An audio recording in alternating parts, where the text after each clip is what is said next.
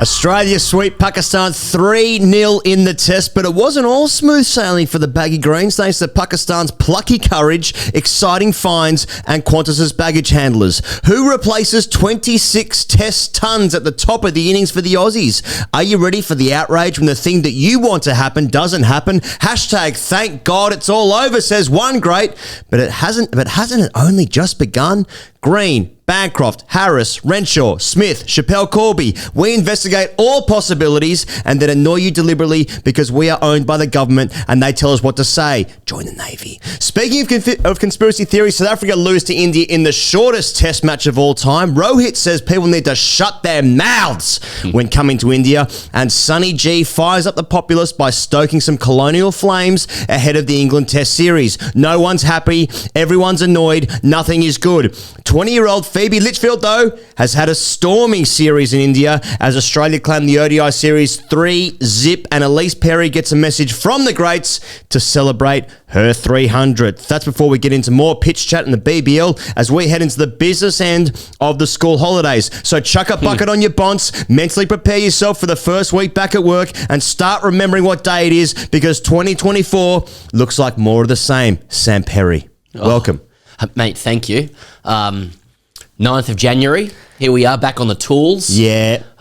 In the studio. I don't know about you. I've been responding to every single ad saying we are looking for 8 men looking to complete our 28-day summer kickstart challenge.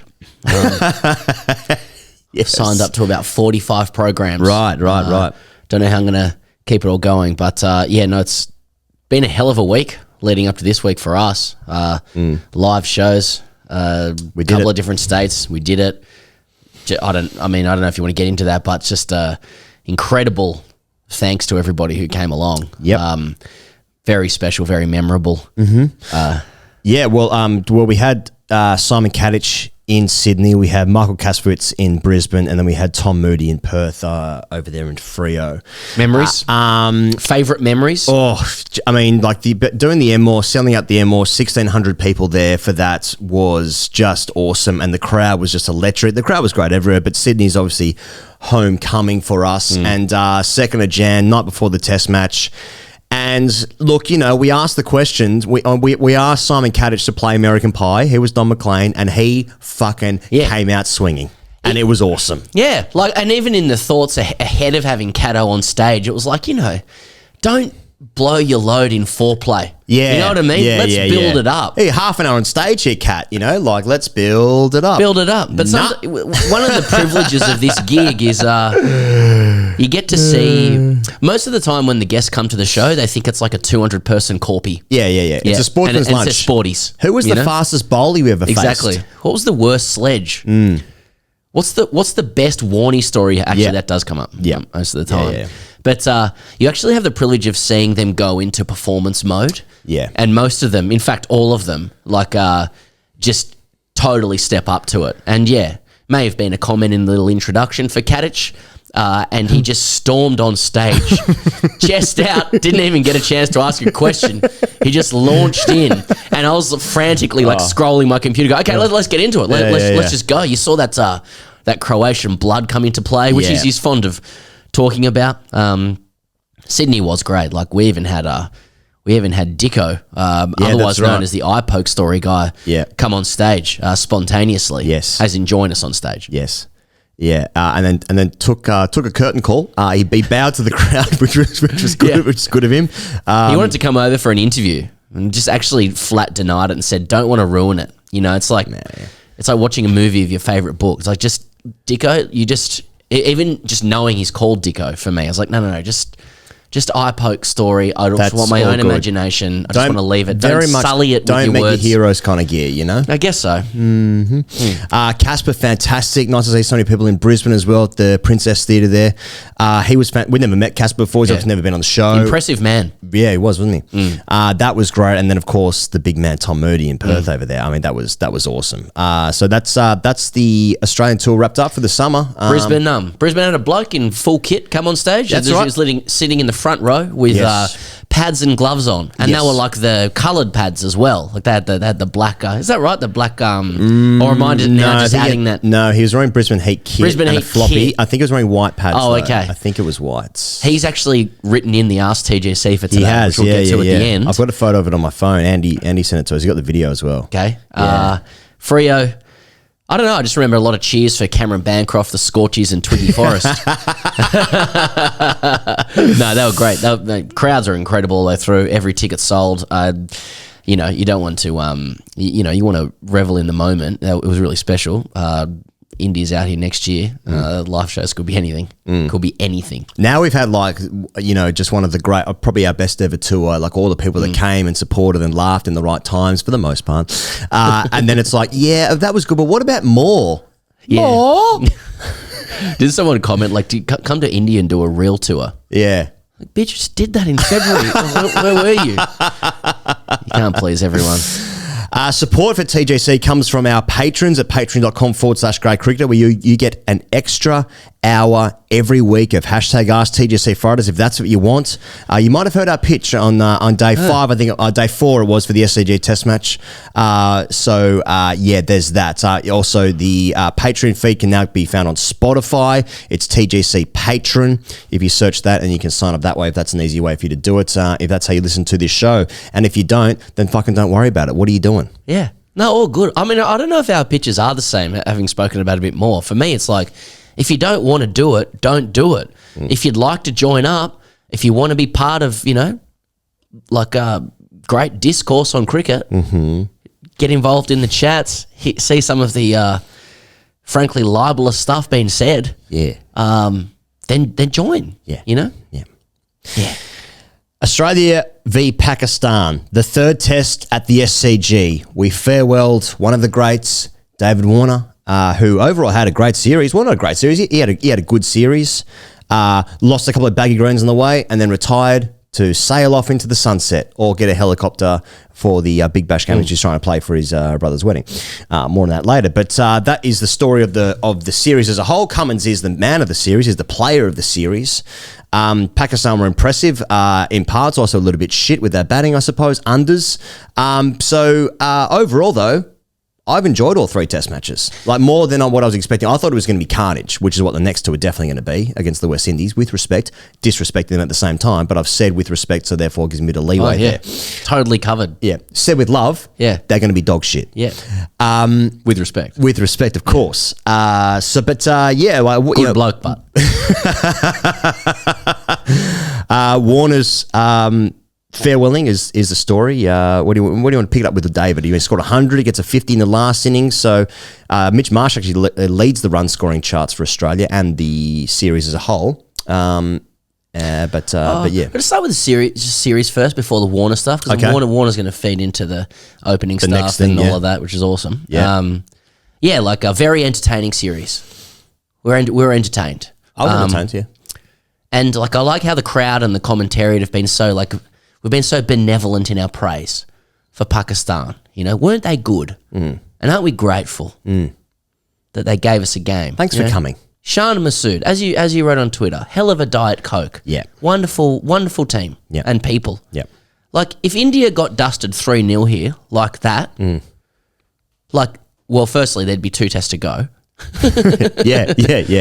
Kind of shows how inured we are to the 2-speed economy of cricket, I think, where if India and England succumbed the way Pakistan did, not taking their chances, it finishes 3-zip, it'd be hilarious. We'd be giving it and to we'd be fucking giving it to them. Give it to those blokes. But there's a certain sadness to the fact that one of the upsides to the summer is us saying thank you for making it look like a cricket game.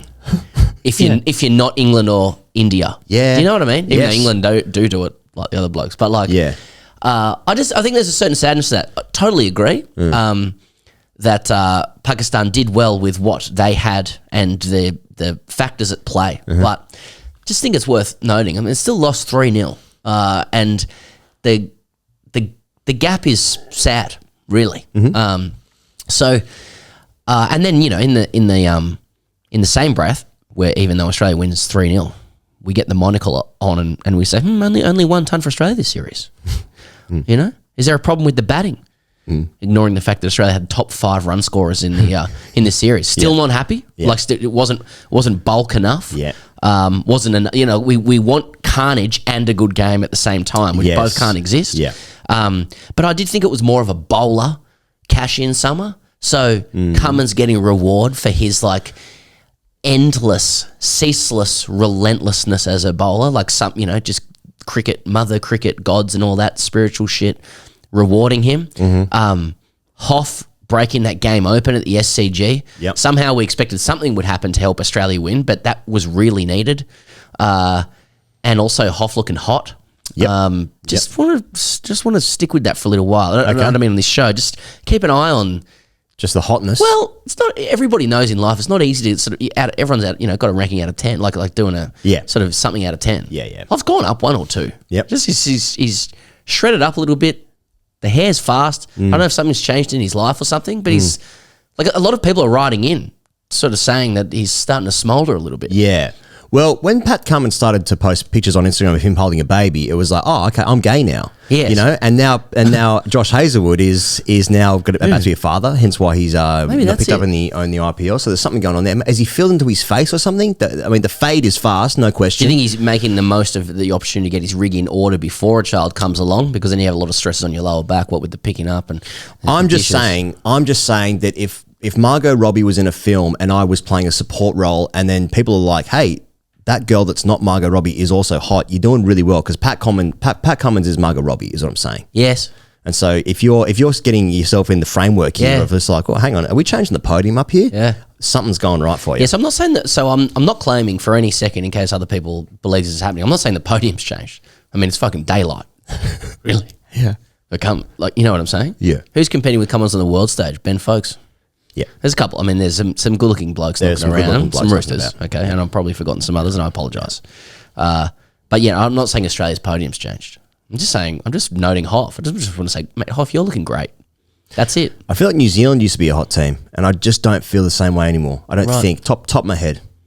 There's a couple of roosters knocking about. Who would you call? Yeah. Southie? Southie. Tim Southie. It's a jaw. And Australia's now number 1 in the rankings. Notice Cummins said something like, "Oh, are we? Okay." He's like, "Well," he goes, "I guess if we're going to be something, it's good to be one." That's good. Yeah. But yeah, I just wanted to sort of tie my own little stupid bow around the series. Well, before getting into the Warner stuff. I just think as a whole, we're talking about like the apocalypse is coming for Test cricket. And it's like, nah, it's here. Like it's here. Apocalypse coming, yeah. Frog boiling. Is there a frog boiling at the moment? Huh? Test cricket's going to be frog box again, like it was in the 70s. Yeah. Just one fixed camera behind it, behind Test one end. Test cricket used to be frog box. But Pakistan get 3 tests here, but you look at the South Africa-India series, they only get 2 tests over there. Obviously, South Africa's squad for the New Zealand series is just based around the SA20 league. It's here right now. What we're about to witness in the next month of Test cricket being the Australia-West Indies series, where they're bringing out their 4th string team. Oh yeah, and existential chat's going to be off the charts. Yeah, and so it's already here. It's here now. How come South Africa India, which should be a big series, only gets 2 tests, and that's what South Africa get now forever. Pakistan don't play a test match until August, I think it is. I think everyone knows. But it just seems to be in our summer right now in this window. It's like, oh yeah, things feel like they're changing, but they already have gone. I think, all these existential chats, generally speaking, I think it's really, really cute that like the rest of the world will be like, oh, maybe if we tweak things here and we can sort of pull some money and maybe we make more of a concerted effort. No, it's just, well, to my mind anyway, it's really just like, do India want it? That's all that matters. I think it's cute that like the rest of the world can be like, oh yeah, maybe we can just do some things. Well, you just cannot compete with the income, the finances, the population of India. And so that's all that matters. It's all that matters is, do India want international cricket and do they want test matches? That's really all that matters. There's a lot of IMO. I think there's some huge macro themes around this question, and I think I also believe that is at its core. You get to it, yeah. Yeah, like what does India want? I appreciate there's lots of conversation out there around how to fix this seemingly intractable or sliding question of making Test cricket as great as it can be. I personally find when I listen or read a lot of the discussion about it, my eyes glaze over a little bit because a lot of the answers, you know, they are wrapped up in, you know, economics, business, Business ethics. the ethics of business. See, the thing about ethics is kind of like, it's not like climate change, but like sometimes the communication isn't clear enough around this stuff. And I still think there's a lot of abstract, inaccessible language around the question, which suggests to me that there isn't a clear and obvious answer. I think at the moment the thrust seems to be, let's have universal wages for players in Test cricket. Let's socialise that money so that your match fees across all countries are the same, which would require the rich nations who have the money to give up their money for others in a revenue share model. Right. Now, to me, that's still, I don't think we're getting to the core issue of these things, but that's one thing that's been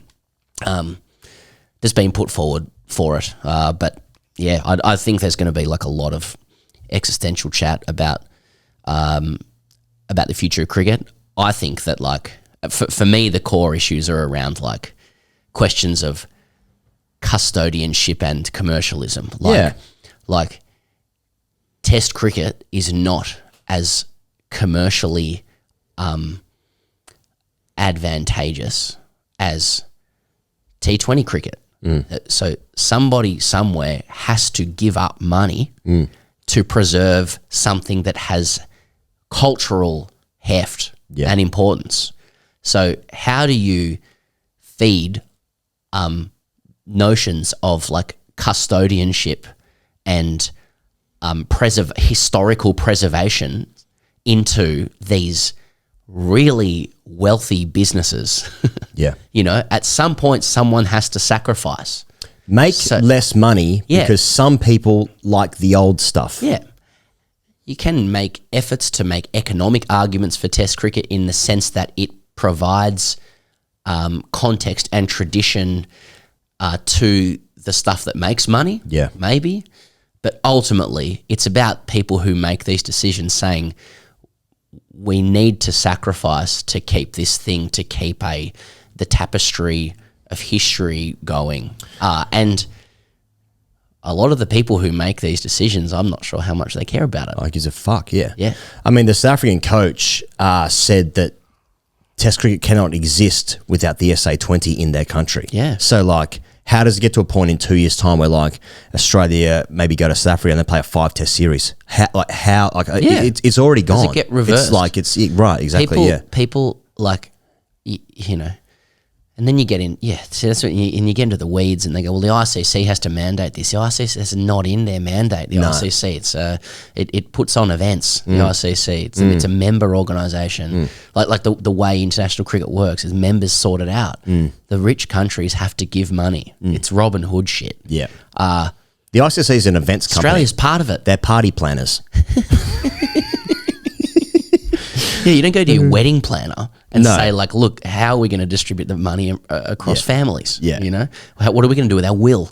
It's a beautiful wedding. Who did, the ICC did this wedding. All right, I didn't mean to get into such heavy existential chat straight away, but you know, when we're talking about the Australian summer and Test cricket is still the centerpiece of our summer, you know, it's so hard to have a conversation about any performance across anything without addressing there's sort of an elephant in the room, without addressing this central point of like, this thing's over. Except for next 2 summers in Australia, which is going to be good because India and the Ashes, so like all good. Like, head in sand, good series, no dramas, footy either side of it, footy bookending it, no whatever problem. your code, crack on. Yep. And bring your head out of the sand a few years after that. And like, oh, what's going on? Yeah. Why are we playing South Africa Sixers? Yeah, exactly. Well, let's talk about Dave Warner and just generally speaking about the West Indies squad announcement is tomorrow. It was originally going to be done today, which is why we didn't release the podcast until today because we thought it was going to be announced by now. But something pushed back until tomorrow. And so the big question is who replaces Dave Warner. Now, I think Pez, this is a good opportunity to just to acknowledge like an underrepresented community in the general sphere of cricket, which is just like the greats of the game, like the fucking best players, especially in our lifetime. We don't listen to them enough. We were so gifted with what they gave us as children, like the performances, the aggression on the field, winning at all costs. Yeah. And I just feel like we need to acknowledge their thoughts now about current issues because they are, representative of a large segment of the community. Yeah. And so that's why it's time to introduce this. Checking in with the greats. That's right, Pezra. It's time for checking in with the greats. Hey, shout out if you can do a show. Now, Damien Martin tweeted, #thank God it's all over. And it's been reported in some markets that was a cryptic tweet. I think he's now deleted the tweet, to be fair. What are you suggesting he was referring to? I think it might have been, given that it was an exact moment that David Warner had retired, that it was about David Warner. Okay. Thank God it's all over. Fuck him off. I've had enough of that bullshit now, man. He might have meant the Bitcoin boom. Hey, could have done. Just to be fair to Marto, I think he might still be writing it. Could be talking about bulls, bull markets, that kind of thing. Yeah. David Warner, formerly known as the Bull. Okay. Could have been. Yeah. It could have been. But let's say it's speculating. Warner. Let's just say, because it fits into my narrative for this joke, that it's talking about that. So he's saying, thank God it's all over. Now, many people would agree with Marto in that regard. But it is time to move on. Now, the conversation seems to be, as we go to record this morning, that it's really down to Smith opening or Cameron Bancroft to open the batting. And it seems to me like Renshaw and Harris have fallen into the other podium positions. Right. So now you have to pick one, Pezza, and just keep in mind you're going to really upset some people with your opinion of what you think they should do. Okay?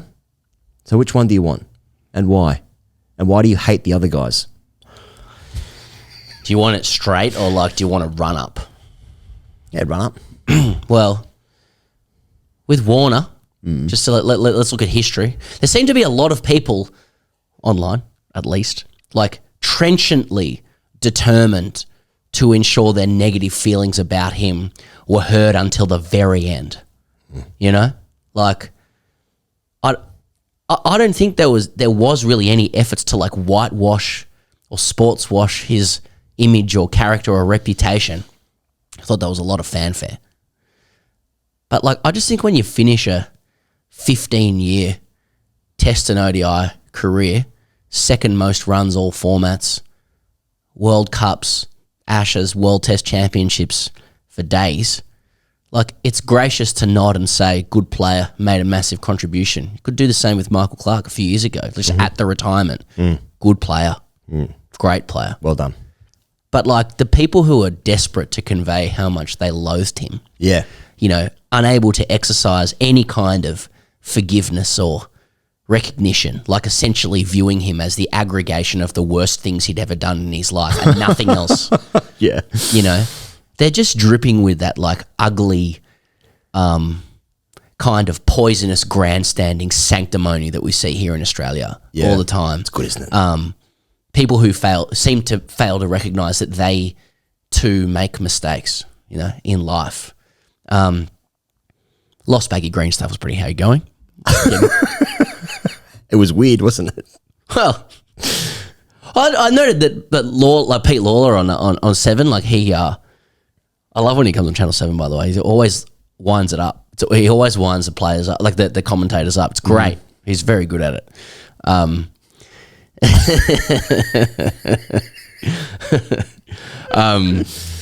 But he said a stealth PR stunt had been unequivocally ruled out. Okay. I don't know how you do that. How you actually unequivocally rule it out. What is someone going to put their hands up and go, you're right, you got me? PR stunt. It will be ruled out if you just tell us where you found it. You got to tell us where you found it. Well, apparently it was in another pile of bags that were part of the team kit.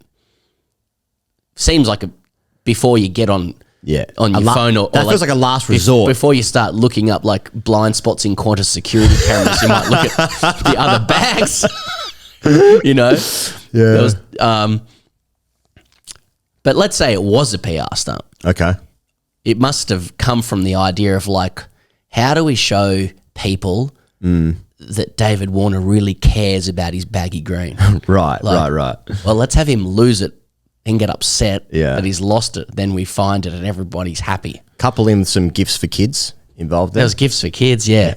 On January 2nd. It was, oh yeah, like there's a pub test and a sniff test and a whiff test to it all. A sniff test about a bag. Yeah, exactly, exactly. And who among us? So, and then, you know, just to finish off the Warner thing, and then the next thing for him will be his book. You know, when's the book out? Yeah. Who's gonna get? Who's gonna cop it? I'll be buying the shit out of it. Yeah, it like it's I felt like uncomfortable with like how easily and quickly people were like, "This is bullshit." It's like, how many people is he upset that like this is the first thing that happens is like, is this real? Like that's I mean, once again, making of bed, lying in said bed, you know, with behaviors and attitudes, etc. But still, it's like, this is it's not unfortunate. It's like kind of ugly, but then at the same time, it's like, this doesn't really add up. You know what I mean? Yeah. Well, Ponting in the box was like, he's just going, I don't know how he could lose it. Like, kind of losing it himself. Yeah. I thought, you know, just as an adult, you can go like, oh, that's funny. Yeah. I don't know what's going on. It's kind of funny. And get on with my life. And it's also like not really much I can do. Yeah. Like unless it's in the boot of my car, I'm pretty much out. This is what we're talking about, like, you know, like Warner, you know, like we're talking about millionaires here who are doing stuff. Yeah, like millionaires doing stuff. Yeah. I mean, you don't know the mindset of these things, and who cares? I suppose, you know, it's all about trying to pass what's he like as a bloke, which is the most important question in Australian cricket. That's the whole theme of the summer. Exactly, theme of the century. That's true, really, in Australia. So I think his book will like. My guess is that like he'll hammer CA in his book and like less so the players. I think that is probably how he'll do it. I'd be surprised if much of it's even written at the moment. But yes, onto the like the opener question. Mm-hmm. I think the first thing that like muddles all this up is that like Australian cricket, time immemorial, has operated off the next cab system. Yeah. Right? Yeah. You know, like next cab paradigm. Every Shield player is a cab driver. Right. Got it. Pulling into the Test cricket rank. Mm-hmm. Now I want to ask, is that how the next cab works? Like who's the cab in the next cab scenario? Are you a cab driver?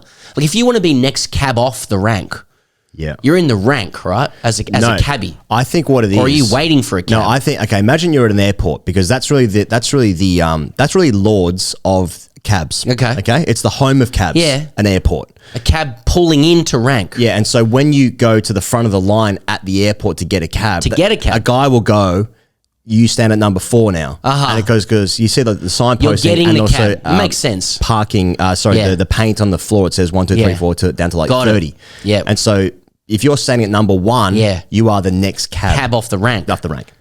Yes. Now, that's always been my understanding. Yeah, no, that makes sense because you're a passenger. Like the idea that you're automatically having to think of yourself as a cab driver. Yeah. You know, and you're like, I've got the next passenger to pick up. I mean, it depends, you know, your whole mindset. But okay, in your correct analogy or interpretation, in the next cab paradigm that we've lived off, right? The idea with that is that like the the system is so perfect with Sheffield Shield and the beautiful Australian cricket pyramid, right? It's a pyramid 20 years ago. Yep. That like if you have waited your time at the rank, you know, you're number 6 or something, and that they're Shield runs that you scored. That's right. Yeah, you will get into the cab. Yes, and that is like a lot of people actually live. you know, that's a very important precept of their life as Australian citizenry. But what if you're waiting for that cab and up drives Marcus Harris? Yeah.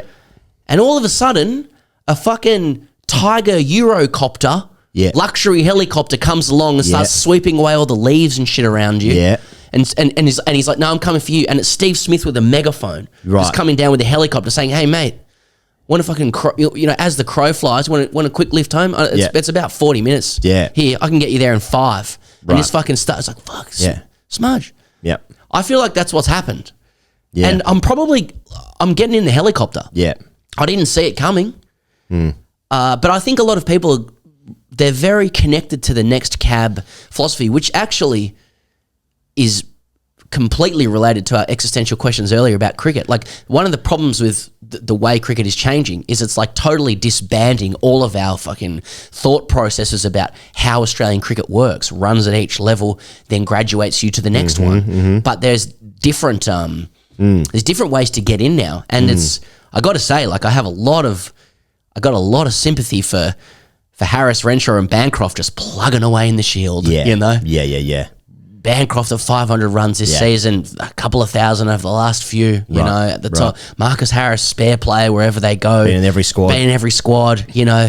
Renshaw's been knocking around since 19, first slip, you know, goes away, has his hard time, rebuilds himself, mature man, probably ready to go, could play 70 plus tests if it's still going, you know, if they bring him in now. And all of a sudden the fucking Eurocopter comes in and goes like, oh, mate, I wouldn't mind. Oh, mate, I'm happy to open.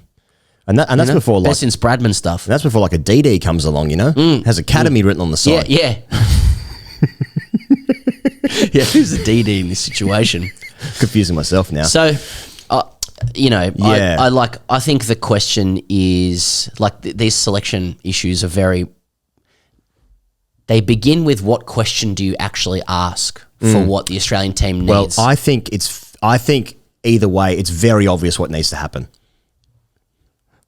Go on then. Just depending on what you want to happen. It's just obvious. Oh, yeah, it's obvious for everyone, yeah. Yeah. Like, do you... Well, you have to pick. I mean, it's so obvious. Of course, and you got to do it in a binary way. Yeah, like, is the most important thing for the Australian team right now to future-proof, you know, to get Cam Green into the side? Yes. Because 1,000 people are going to retire in the next couple of years, so let's give him as many tests as possible because he's going to play for longer. Yep. You know, is it important to validate Shield results? And I should say that'd be the most recent Shield results, given Cam Green's done very well in Sheffield Shield. You could argue he's already graduated from that.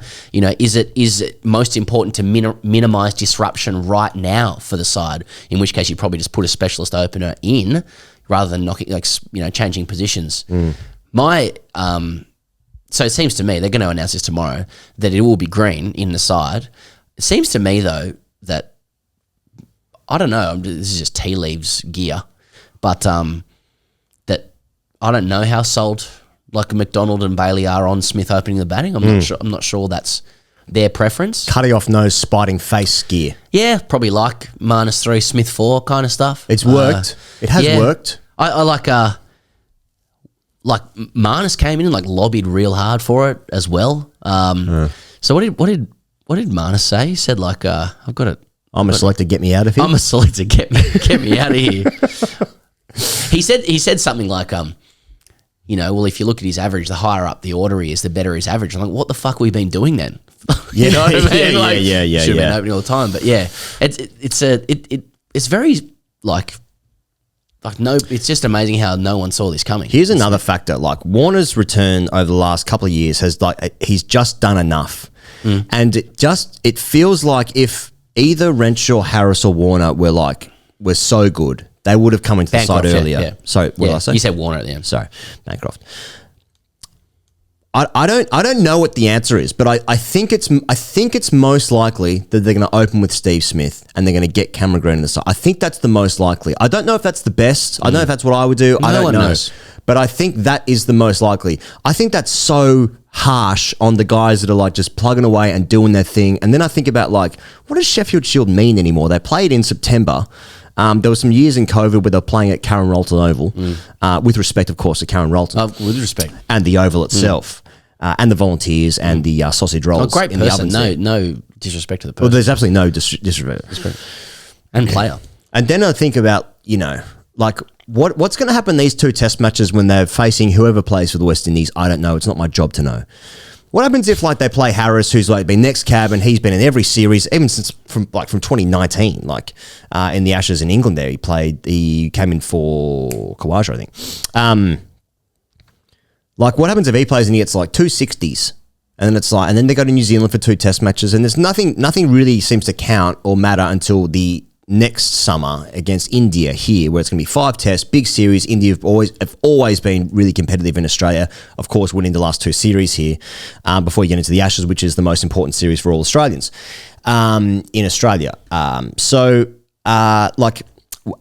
What's success? Like, how desperate are we to get Cameron Green into the side? How much pressure would be on Cameron Green if Steve Smith opens the batting? Steve Smith gets a 30, a 60, 220s, and Cameron Green is batting at 4. How much pressure is on Cam Green there to score basically 100? He would need to score 100 in one of the 2 test matches. Otherwise, it ain't working. And then they've wasted 2 test matches on the West Indies project. It's kind of and then it's like, well, you got to pick your best players. Well, if Cameron Green was playing in the Sheffield Shield, he would be the best player. He would be the best player in the Sheffield Shield. Now, maybe that's a different question to like a specialist opening batter. It's I don't know. As I said, it's very obvious what needs to happen. It's very obvious. I think a big one or an interesting one would be what McDonald and Bailey feel this side needs, what's important to them in terms of the side. So like in footy, you have your premiership windows and you have your rebuilding and stuff like that. Like it to me, and this is worth nothing, it feels like they have come out, they've just finished a cycle, that with the World Test Championship and the World Cup, like something ended there, and some of the guys are going to keep playing to to enjoy it, but they're number 1 test team in the world. They won the World Cup. They did well in the Ashes. A lot of the guys aren't going to make the away tours next time around. And is it time to replenish for those tours? Like we know that there's diminishing number of test series that matter. And for me, it'd be more a matter of getting the team right to compete as highly as they can in those series, rather than of course every test match matters, but how do you start structuring the side to ensure that there is some kind of continuity in its transition when the older guys start dropping off? And I don't just mean the batters like Smith and Khawaja. When the bowlers drop off too, that's going to put pressure back on the batters as well. Going to have fewer runs to play with, more runs to score, I suppose. So I'm minded to get Green in now if he's firmly part of those plans, which is surely indisputable. So that would be the way I say it. And I also, just the novelty of Smith opening the batting and the trappings. It's something new. It's also something, but with him, does he need a new challenge to enjoy cricket again or something? Weird. I'm also thinking about because there's just been these rumours about him retiring for 2 years now, and he's not denied them in any capacity. He also said I've been thinking about it. It's just sort of just being meandering along these rumours that sort of don't have any source, but just around.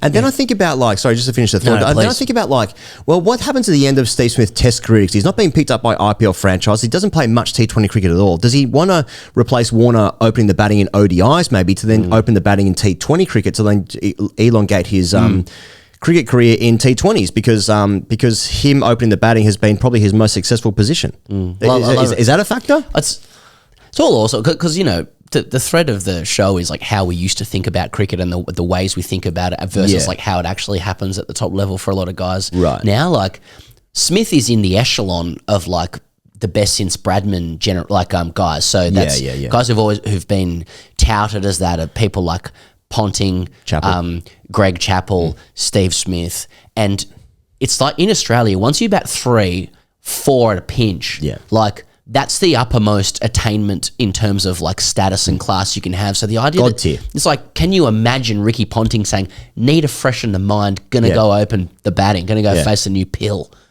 It's kind of there's something slightly unbecoming about it, It's no, that's reserved for people who want to, that's sort of the person who wants a spot in the side but can't quite get the creme de la creme spots. So but Smith has never, he's always been outside of the box. I wonder, trying to think more sensibly about it, whether, since 2019 and the following summer when, Wags came out and just started bumping him and putting three guys on the leg side, or they do it on the offside as the Pakistan team does. Like, teams have figured out how to slow his scoring so much when he comes in that if you open the batting, teams are bound to attack with their fields a lot more, 2 slips, 3 slips, 4 slips, and pitch the ball up at the stumps where Smith is unable to be impregnated. Right.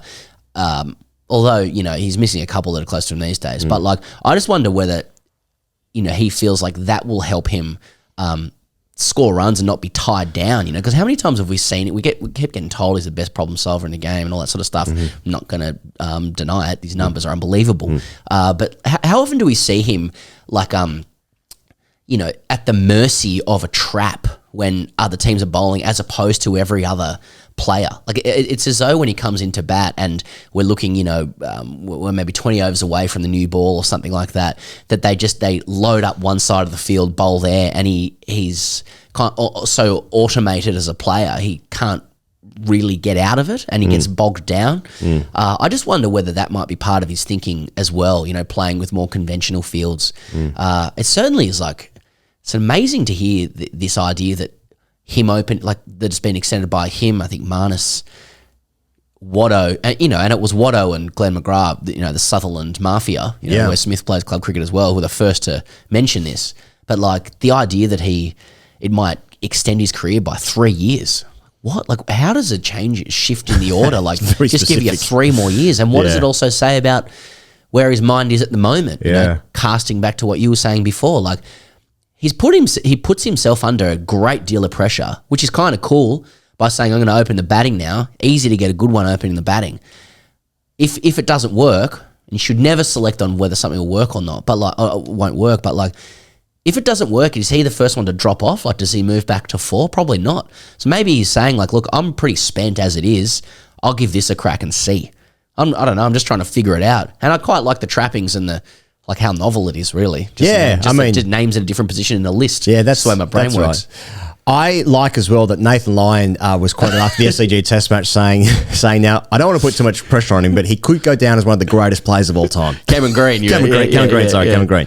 And so, I think about I think you asked a good question about what is this team going to achieve in the next couple of years. Right? So me as a fan. What are you building it for? Yeah, what are you building it for? Now, I think in the next cycle, if I can call it the World Test Championship cycle, and maybe at a stretch another away Ashes series, the bowling attack's going to stay the same, just about. Yeah. And it's the best bowling attack in the world. Yeah. Other guys have good bowlers. Yeah. I'm aware of that. I just think that it's the best. And so they've got a great bowling attack. A great bowling attack is going to win you a lot of things. Now, the next World Test Championship final, I don't care about it except until when the game starts. I need Australia to be playing that game.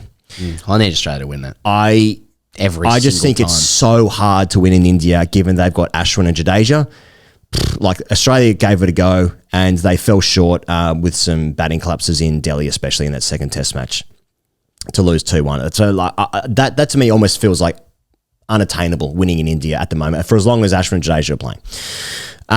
But winning in England, they've gone so close the last 2 times. They should have won it in 2019. They really should have done.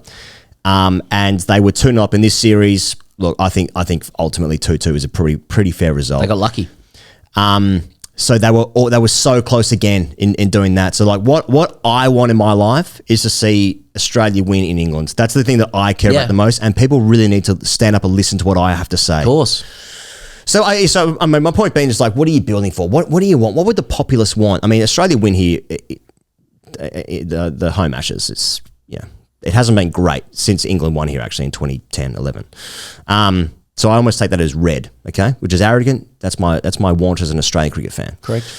So you've earned it. So what is the best case scenario for the team to win an away Ashes or win the next World Test Championship?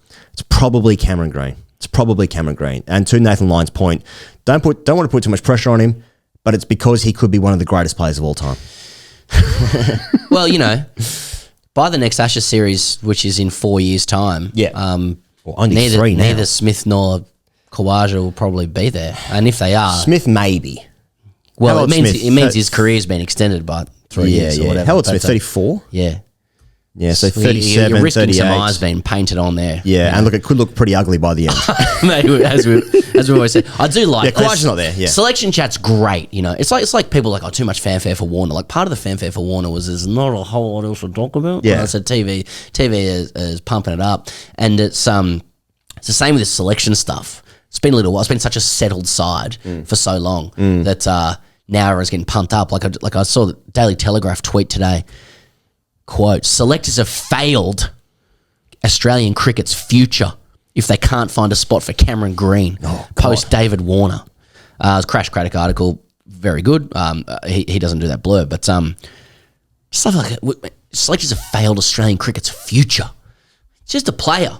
So, you know what I mean? Like, and he's pretty good. Like punters, like, yeah, I mean, like the other side of it is just like, they'll all probably do pretty well. You know, they're all ready. And like, this is another just adult, grown up thing to comprehend, which is like when teams are good, as Australia is, there are often other players who can't get in, and that buttresses how good they are. Nisa's another one. Yeah, like it's just what happens. Like I remember, like England was having a conniption last year when folks couldn't get into when folks couldn't get into the Ashes side after doing really well. They'd won 16 tests in a row. Whatever the fuck they'd done, they'd done something good. And it was like, you know, people having a conniption because this is just what happens when teams are good. People miss out, you know. I know Punter's been saying, like, Cam Green should just wait his turn, bat six. It's a reasonable view, you know. So like I can totally see that as well, you know. Yeah, you know, just get I don't know. Yeah, I don't know it will be interesting to see who they pick as a spare bat.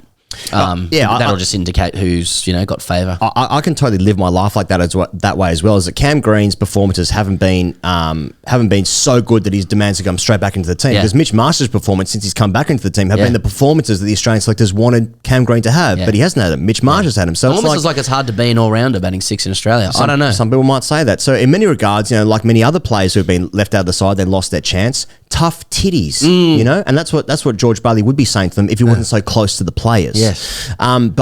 So you know, I can see that, and I can also see if Cam Bancroft walks out to bat in that Test match at the Adelaide Oval against the West Indies, and be like, oh, hope he goes well. Good luck to him. Marcus Harris, the same thing. But if they don't pick Cam Bancroft, is that a WA conspiracy, and does it suggest that the bowlers, you know, have a problem with him post his Donald McRae interview in 2021 where he suggested it was self-explanatory that they knew what was going on with sandpaper? You know, depends who you ask. Well, I think every Test match since then, the bowlers have got a cutout of that in the newspaper and they've stuck it up onto the changing room walls. I mean, I'm very for the WA conspiracy. Yeah. I think if he's not picked, it's a disgrace. Yeah. And I'd love to be a fly on the wall listening to the selectors talk about the fact that they just want to penalise people from WA. Well, you know where Marcus Harris is originally from. Yep. Indeed. Mm-hmm. Something to think about. Mate, it's definitely something to think about. Bancroft said, I owe it to my country. See, that stirs the loins, doesn't it? Yeah. That's like, he's back in for me now. A patriot. No, fuck what I just said. I think Cam Green, we spoke about this yesterday. He said, I want it very bad, and then he said the words exclamation mark. Wow. Oh, yeah. Now, I think Cam Green, if Cam Green had a rebrand, okay? If Cam Green... Yeah, now we're talking. Okay. If Cam Green turns up to the Adelaide Test match and he's got a tattoo, I'm thinking, who the fuck is this bad boy? Exactly. And it's got to be a neck tattoo as well. Cameron Green with a neck tattoo with like some flames, maybe a snake coming out of the flames. I'm thinking, holy shit, this is a game changer. He needs a Sandy from Greece fucking rebrand. Completely Just right. Starts chucking the leather on and completely right. and causing a stir in the playground. Now, if he was walking out to bat in Doc Martens and a studded collar back grip with a leather back grip, well, this is what people arseless chaps. Mate, this is what people want from Cam Green. Like arseless chaps.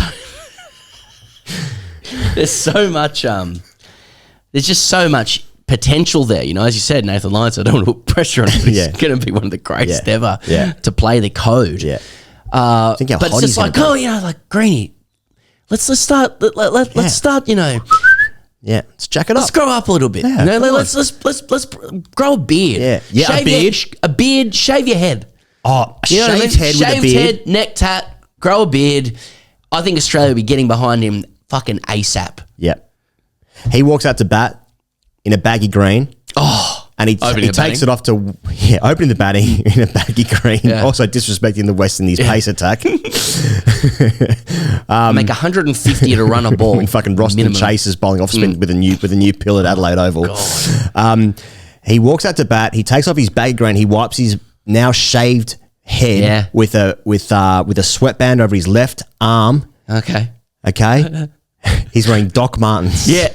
Fuck yeah. Now we're talking. And you can just see a bit of neck tat just peeping out on top of the collar there. Just so. Peeping out just so. And now I'm thinking, Australia has got the greatest player of all time. Yeah. Bradman would be rolling in his grave if he saw it. Yep. But fuck Bradman. That's what the country would say. They'd say, fuck Bradman. This is the green era and his arseless chaps.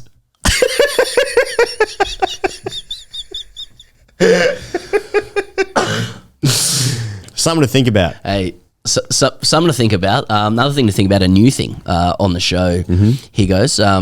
We are presenting a small little segment for Pajero Sport called Toughest Away Days. And it's in the club cricket, grade cricket spirit. Okay, good. Because as everyone knows who's played the code at any club level, really, heading away from home. It's an adventure. It is. It can be. Like it can be an adventure. It's a very rich experience. You're talking, toll roads, playing the worst blokes in the comp. Yes. Traveling, a long way to play the worst blokes in the comp. Hearing the bitumen through your ears, thinking about what sort of day you're going to have. You're going to have, psychological insecurity and fear. Traveling to places of lower socioeconomic status than the wherever your parents raised you in your sheltered existence. It's 9 degrees hotter. Yeah, exactly. As you're heading down the freeway or the tollway. You're getting you've been picked up or you've picked somebody up. Yes. Just disputes over petrol, or maybe you don't mention it at all and just think it, and brood and toxify on that for years. Making little comments like, I'm running a little low. Just little comments like that. Yeah. See if they'll be interpreted correctly or not. Being like dubiously fined because you're late, through the car, you've got, discarded syrupy Gatorade and McDonald's wrappers with everywhere with a rubbery cheese still stuck on. Now you know what I'm saying? As a yes. Maybe your captain picks you up in some really nice wheels. Maybe. And you're like, geez, he's got some good wheels. Yeah. What does he do for a job? Does he have a job? Yeah. Why don't I know what he does for a job? Yeah. Why won't he talk about it? Why don't I even know his first name? I just call him Macca. So we thought we just want to talk about some tough away days and some adventurous away days for this segment for Pajero Sport. We put it out to our patrons to kick off. They were they received it really well. Most people didn't actually read what I wrote, which is concerning from a literacy perspective. But fair enough. Just a couple of responses I got, and this is going to go out to everyone who listens to the show. We just want to hear your toughest, most adventurous away day. Yeah. If a car could be thrown into the theme, very helpful, but a car is the central tenet of the away trip. Exactly. It is not only just is obviously the vehicle in a literal sense to transport you from A to B, sometimes C on weekends. It's also like it's the housing of your like moldy beer stained kit. Yeah. It smells of grass stains. Yeah. It smells of regrets, mistakes on the field, mistakes dietary wise as well. Yes. That is the home of your Saturday afternoon club cricket adventure. Exactly. Driving into a ground, your eyes and your brain, your mind taking in every single fucking detail of the ground. Yes. That's gonna form the theatre and arena for your failure to come. And while you're thinking that subconsciously, a friend walks past and you just raise one finger off the steering wheel just to acknowledge their existence. No eye contact, though you can see them through your speed deals. Now, couple of responses. We actually had a lot of responses. This isn't the feature piece I'm reading today. Feature piece. This is from Brooklyn Golf Communications Officer. Who said, good discourse. Who suggested that we, and I don't know if the brand's going to like this, but that we actually in this segment we should show what a real couple goes through when divorced and sharing custody of a car. Empty Gatorade bottles, tears, and James Blunt albums for away trips. Or another post from somebody called Ile the Talking Dog, who wrote, "We had a real rare bloke at our club who once got dismissed and went to the car park and did burnouts while the game was on. Does that count?"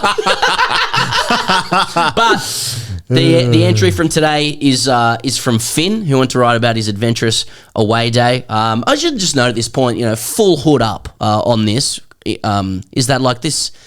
This doesn't even need to go for this long, this segment, but I like what Finn's written in. Cars and cricket are good. Cars and cricket, it's fucking rich. Yeah. Now, Finn says, he wanted me to do it in a Troy McClure voice. I'm not going to do that. Finch says, As a young teenager from a very small coastal town, most of my Saturday games required a pilgrimage of 4 hours or more to bat 8 and average 10, bracket 7.24, only to return the following week and stand in the field for 50 overs and hopefully take a hard-earned wicket or two from my 8 overs bowling. Must be nice to have 8 overs. Okay. This gave way to many classic road trip experiences that many fellow customers will understand.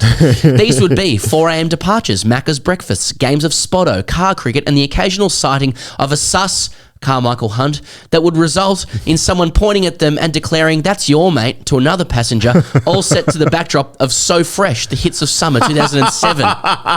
There was the occasional car crash witnessed, but nothing too interesting besides the low-grade shit talk of 14-year-olds with big egos playing in a representative side that was honourably endured by whoever's mother was giving up most of her weekend to drive a car full of little shits to get flogged by a team with a bigger talent pool. The most interesting thing that I experienced was one day on a 6-hour trip to Milton. Myself and 3 friends found ourselves positioned behind a car full of similarly aged girls. This led to some very juvenile flirting by us boys, using hand gestures and poorly written notes on A4 paper, hastily written from a school notebook. This would continue for about an hour, until my friend Seb, the custodian of the front seat, wrote a note asking for the girls to give us a phone number. They didn't write a reply for a few minutes, and we thought we'd screwed the pooch.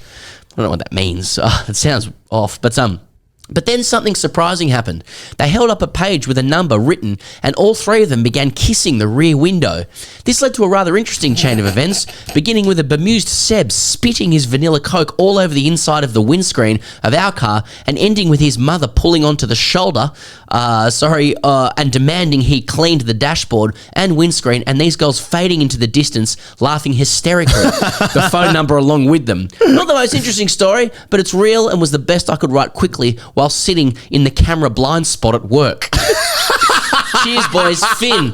So putting it out there, away days can be full of adventure. I like it. That's thanks to Pajero Sport, right in your favourite, famous or infamous or nefarious away day, and we'll feature it in the segment. That's going to be a fun segment over the next few weeks. All right, let's get into South Africa versus India. That is the shortest test in history in terms of balls bowled, I believe. South Africa all out for 55 in the first dig. Siraj took 6 for 15. India made 153. Kohli top scored with a gritty 46. India, you might have already seen, lost 6 for none. So they were 153 for 4, and then all out 153, 6 for none. Then South Africa made 176. Aiden Markram hit 106 off 103 in this game. Bumrah took 6 for 61, and then India needed 80 to win in the final innings. They did that 3 down, so India win by 7 wickets. I'm going to give you a quote from Rohit. Unbelievable from Markram. And he wasn't even player of the match. Siraj gets player of the match. I mean, he did take 6 for in the first innings when they were bowled out for 55, but surely Markram getting 106 in this game is fucking unbelievable to not get man of the match. Anyway, Rohit Sharma said, "We saw what happened in this match, how the pitch played. I honestly don't mind playing on pitches like this, as long as everyone keeps their mouth shut in India and don't talk too much about Indian pitches. The ICC, the match referees, need to start rating pitches on what they see, not based on the countries. Honestly, I would like to see how the pitches are rated." Just to continue on this theme, Sonny Gavaskar wrote a column via Midday, and this report on the article that I'm going to read now is via Wisden. So Gavaskar mentioned in his column that Sean Pollock, who was commentating for the Cape Town Test, had said that the curator had got it wrong, inverted commas, during his pitch report on day 2. The former Indian captain pointed out that this was a pattern among the senior countries, that's South Africa, England, New Zealand and Australia countries. Sonny G said, "These kind of excuses that the curator got it wrong is typical of the senior countries," Gavaskar wrote. "When our curators make a dry pitch, then it's chicanery, as a former Australian skipper said last year after the Aussies had been walloped in the first 2 test matches. So our groundsmen do it deliberately, but their groundsmen just get it wrong. It's like before the third country umpires came in, where decisions by the umpires were excused as human error, while our umpires were cheats and deli butchers and all such derogatory headlines." Yes, I was a shit tip the pitch at Cape Town there. Game over in a day and a bit. No, you're meant to say, no, they just got it wrong. Well, they got it wrong. When India does it, they do it deliberately. Yeah. And when the senior countries do it, they just get it wrong. It's a slight tweak and a mistake. Yeah. I mean, there's no problem on this show saying that they would have fucking doctored the shit out of that deck, and they just it didn't work out for them, right? I mean, it's a shit tip. They doctored a shit tip. Yeah. Didn't work. Yeah. Just as they do in India and Yeah. other places at times. Yeah. And but then they say, no, we don't. But then, as said in live shows, but I can see it with my eyes. Like in the first test match of the Australia-India Border Gavaskar Trophy Series, where that first test match was at Nagpur, was the first test match? Yeah. When they had literally not put grass on certain spots in the wicket to target Australia's left-handers to create more rough. I can see that. I can see that it's been doctored with my own eyes. And so you're doing it. Don't tell me that you're not doing it. But let's call just for full clarity, as we always do, Pezza. I would say South Africa, they fucked it. They've created a shit tip in the hope of exploiting an advantage against the opposition, and it's backfired on them. As we've seen with shit tips, when you go too far on the shit tip, the shit can tip on you. The third test match, Border Gavaskar, indoor. Made it too much. Rahul Dravid has a chat to the curator at lunchtime saying, you fucked it. Yeah. You're doing it. It feels like countries are doctoring their pitches as much, if not more than ever. I mean, I know in the England guys, like they fucked up the pitch at Edgbaston because it wasn't what they wanted, but they largely went for like flat decks that allowed them to score the runs at the pace and exercise that scoreboard approach that they want. It's all the same kind of thing. Now, I love what Sonny G is saying here and the prelude that creates for when I say love, I just mean the emotions surrounding it are just sensational.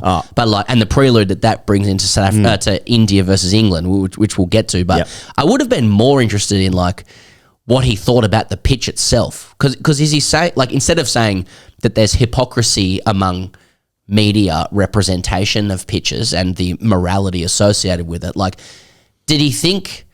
You're kind of a bit trapped there, because if he says this is a shit pitch, then is he bound to also agree that they're shit pitches in India as well? When is a pitch shit? Yeah.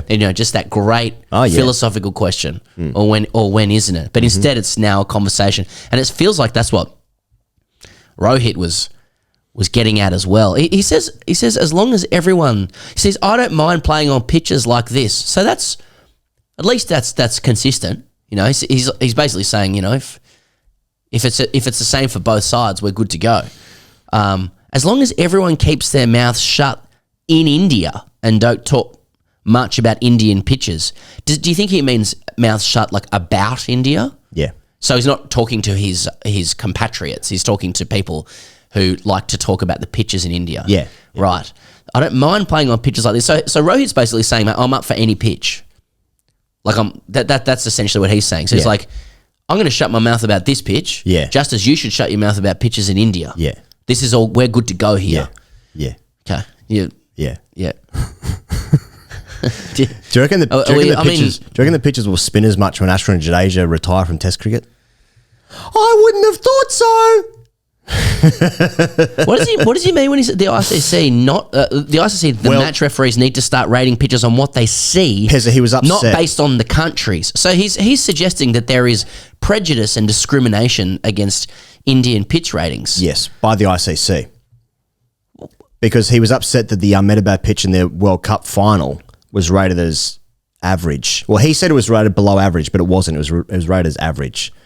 So it's just getting into real. They tried to bluff Australia into batting first. But what we're talking about here is when you come down to the core, it's stop fucking telling us what to do. That's the current Indian moment that they're in. They've fucking had enough. They've had enough of white people telling them what to do, and it's there in every communication, and that's why the Colonial series coming up at the end of the month is going to be in many ways putrid and vile and aggressive and awesome. Nasty. And it's also going to be hilarious as an Australian watching baseball on some of the shittest shit tips that's ever been shitted. Sonny G went on. Looking forward to the comments today in this video, by the way. Yeah, well. Sonny G went on and said, in about 3 weeks' time, another test series starts with a country that has the biggest whinging and moaning media in sport. Anything that doesn't suit their team will be criticised and allegations will fly thick and fast. Now, I'm finding it hard to disagree with anything within that from Sonny G. Okay. He goes on. Would you say that he would be whinging himself about the whinging? I got a few things to say of crucial import. He says, ever since India became a power in the sport and rightfully began to assert itself in the ICC boardrooms, there has been a concerted effort to denigrate it by those from the old powers. Yeah. I don't disagree with that. They arrive with an agenda, and come what may, will dish out stories for getting the brownie points at home. It would be wonderful if our media rises to the challenge my God. and takes them on word for word. Oh my God. That would be a clash to enjoy as thoroughly as the one that will unfold on the ground. Is fuck that too me. much to hope for? We shall soon find out. Oh my It's a God. Sonny G call to arms for the media. Now, I thought India's media was doing a great job, Yeah. word for word. Yeah. I mean, in our personal experience, there's been no problem with people posting and the Indian-centric point of view. Yeah. But Sonny's saying step up, Yeah. a call to arms. I'm yet to see And a like, bias you know, so- against India. I'm yet to see that. So we're looking at like Ali Martin's got a big job on his hands in India because it's a media war. Well, now. he's playing now. Yeah. He's basically 12th man. Well, mate, people, it's word for word. It's against the whinging and the biggest whinging Oh and my moaning God. media in sport.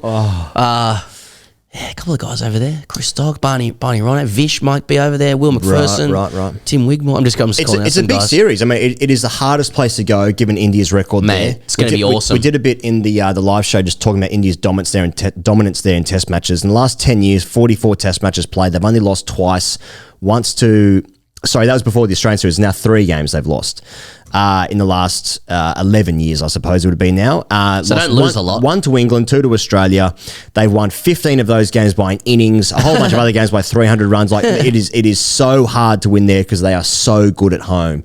And so for England, it's the hardest place to go. It's harder than Australia. It's the hardest place to go in the world. Absolutely. For any team. Absolutely. It's as hard as what it was to go to the West Indies in the 70s and the 80s. It's as hard as what it was to go to Australia in the Steve Waugh, early Ponting era. It's as hard as that. But it's a huge series. I mean, it's basically one of the 3 teams playing against each other that play Test cricket. It's the best series. And it's so great for an Australian because it's like can't lose. No dog in the fight, really. Yeah, I don't really and care. also the best. Like it's going to be the greatest online series And because two-day Test matches will be fun as well. Well, exactly. But you're talking about like 2 teams who like holistically carry themselves with like emotion and extremity and fundamentalism and evangelism I like it. for what they do. Yeah. Everything is like at an extreme end of the spectrum, whatever it is. So like Sonny's exactly right. The off-field stuff's going to be gold. Red hot. And I'm just, I'm sick, obviously. Like I'm sick in the head for all this sort of stuff. But But like, Twitter's fucked you're going to be, internet brain cooked, concerning help required. Yeah. Right? Bigger issues at hand. Bigger issues at hand, family, speaking to people, no problem, right? I'm just... Yeah. But like the way England's playing their cricket, the way they're talking about their cricket, Yeah. the way India likes to prepare its conditions, Yes. and the values that sit behind that, Right. which are values shared by other countries, like South Africa, for example, England in the latest series, different ways of creating images. The possibilities are mouth-watering. I mean, they really are. Yeah. I remember back in 2021, this is when we sort of started covering cricket in India, when Bairstow that was the Axar Patel series. Right. And Bairstow got out sweeping or something. I still remember diving into my couch laughing, like, not at Johnny, just the amount, the explosive energy involved in it. And that's before you get to the post-colonial stuff. Well, I was just thinking as well, Pezza. In fact, we were talking about this just before. We'll be covering it, by the way. We are covering that series. Sponsors get in touch. So, no, in this moment, India has just suffered just possibly the worst loss in the history of their cricket. Given what that World Cup meant to them and the crescendo that was the final, and then they fucked it. And so the shit lull, themselves and out of I'm it. not celebrating that. I'm just pointing out like it plays a prelude to this series, and that like, okay, who do India want to beat more than anyone in the world at anything? And it's England because of the 1947 stuff. Okay. And so they've got 5 test matches now. The first time now that Australia and England and India all play in 5 test match series based on the new what's it called? The World Test Championship schedule thingy. Future Tours program. Thank you. And now they've got 5 test matches at home where they must now avenge the loss of the World Cup final against England. Atone the humiliation. It's atonement. Yeah. I mean, I would not, England. It's going to be vicious. Oh. Fucking hell. I'm salivating. We typically don't want to. Who have we got? We got the Windies. Yeah. Typically don't want to divulge live show content, but well, we can burn it now anyway. Particularly things guests say, and you asked Tom Moody a question about the Australia South Africa World Cup game '99, right? And where he was playing. Yes, he was across 2 World Cups, 2 decades. South Africa had a great team. This was their moment as well. About him. Yep. And you just asked him about Moods is a very learned man on cricket globally. Yeah.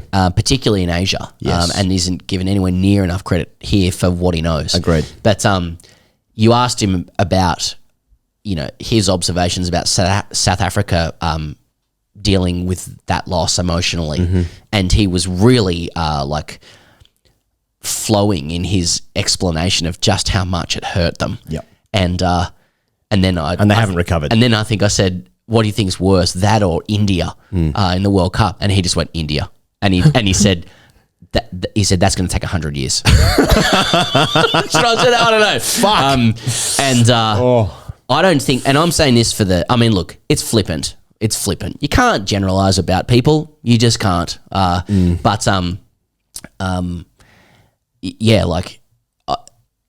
it's just more for the kind of benefit of non-India cricket consumers. But our experience has been that the hurt of that World Cup loss is at a depth that is actually quite difficult to comprehend at a community societal level. And I'm spinning it positively by saying I hope that energy is channeled into this 5-test series against England, kicking off with Sonny Gavaskar issuing a call to arms to media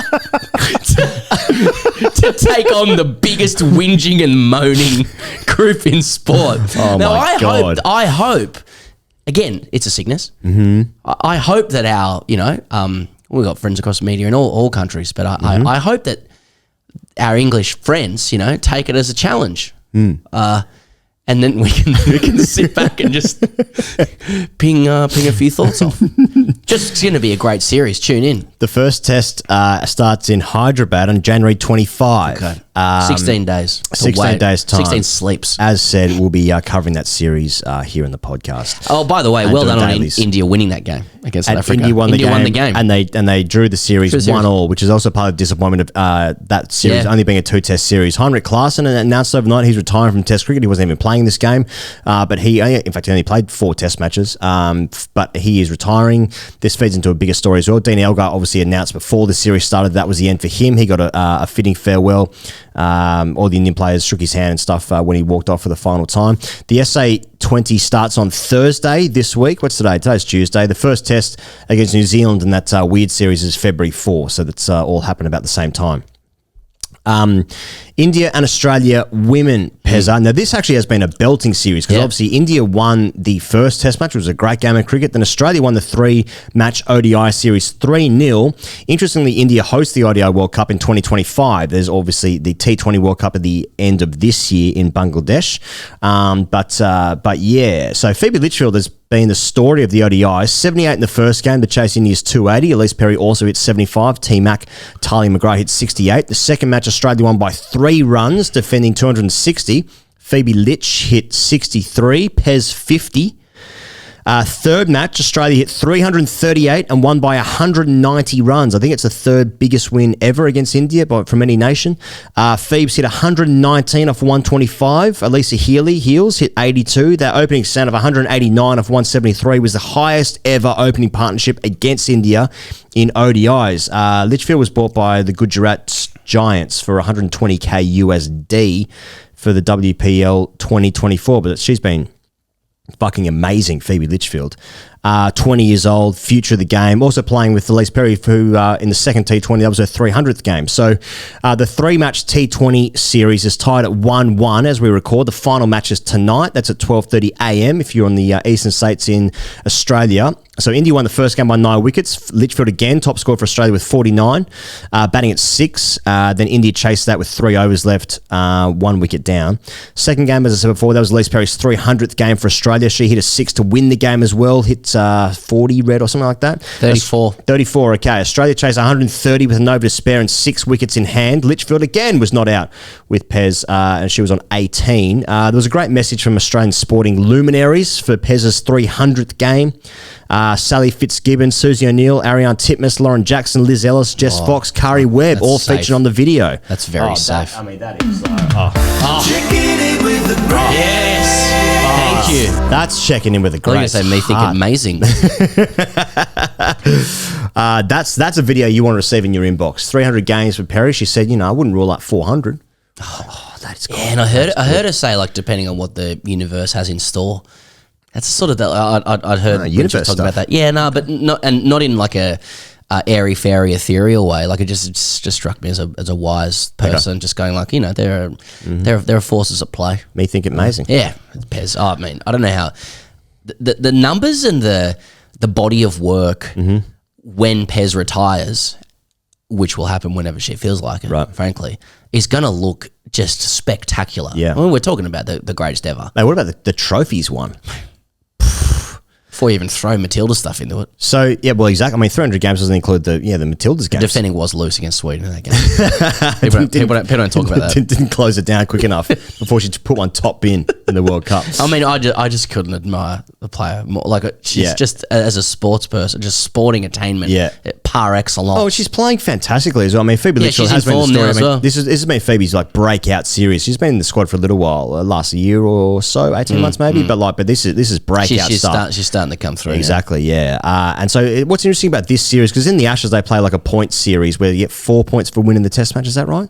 4 points for winning the Test match, and you get 2 each. 4-2-2, yeah. 4-2-2, yeah. So if that was they're not doing this for the India series, but if that was the case, going into the last game here would be 6-6 if it was a point series, which would be fucking awesome. But I mean, to be fair, I suppose they are playing the T20 series best of 3, so the winner of this game tonight will win that series, and I suppose overall we'll have more wins in series. Well, they'll have bragging rights. Bragging rights, yeah. The rights to brag over the other team. Yeah. Anyway, but I mean, there was a little bit of a wobble there, I thought, when Meg Lanning stepped down, or she wasn't available for the Ashes. Lisa Healy took over. This is her first series taking over full-time as captain, winning that series 3-0, the ODI series, and then in the mix to win the T20I series here.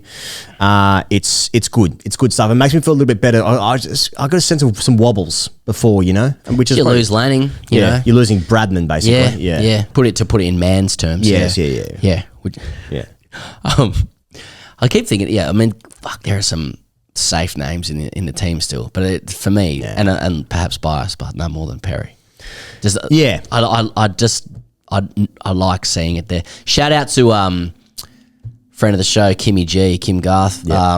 Stormed through up top, Tufa in the last game. He missed out the first game. Darcy Brown was picked, sprayed him around a bit. Kimmy G comes in, schnick, pack him. I'm feeling more safe with Sutherland and McGrath. Like I'm getting some enjoyment out of that. Yeah. Like longer term play. Some names. Yeah, exactly. Well, and they are sort of storied names in Australian cricket as well. Just again, put it back in the men's prism. Exactly. BBL 2023 pairs. You want to talk about that? Brisbane Heat are on top. They have not lost a game.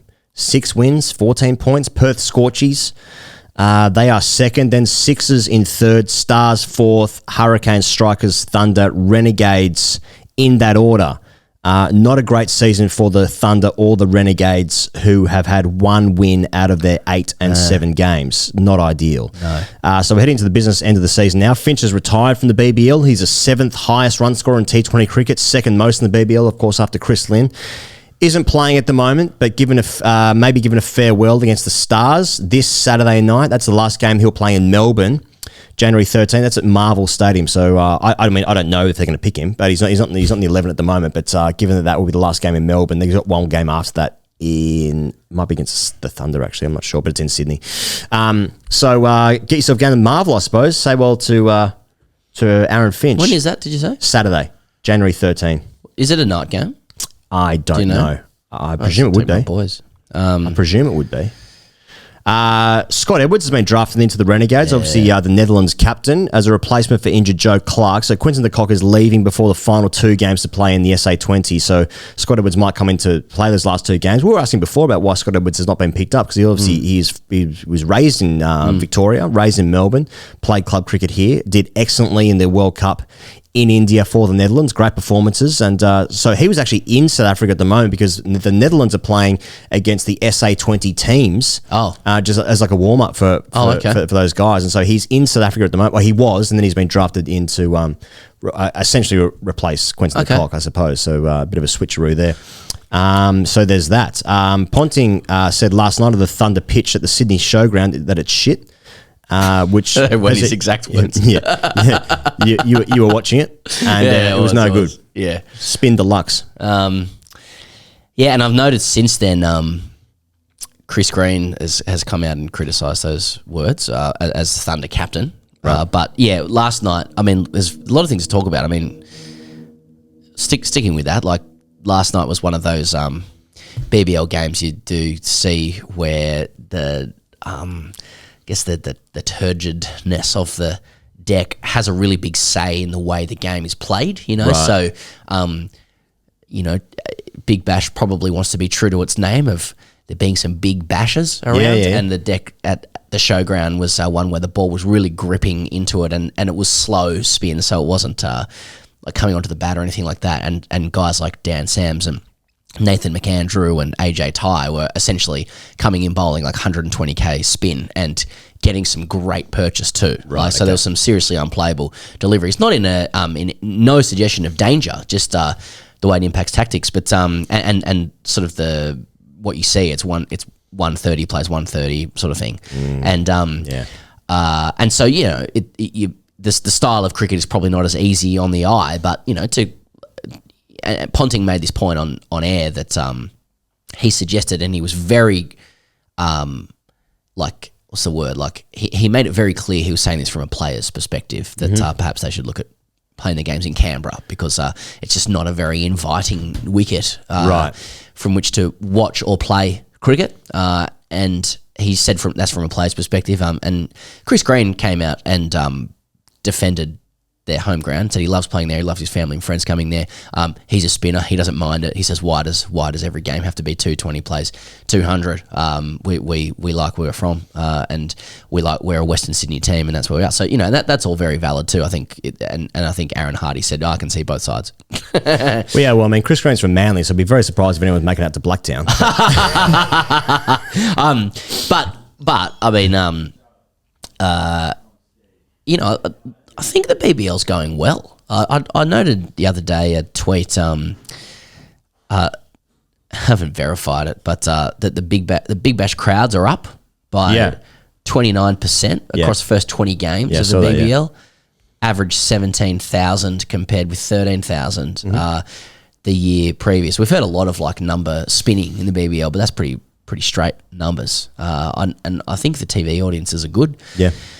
So although I have noted as well that I think they're on par for this BBL to be the most rain-affected BBL of all. Okay. So there's been 40 games and 9 washouts with still a fair few to go before you get to finals. And I think the record is 10 washouts for an entire season. So it's been really haphazard in that sense, which is frustrating.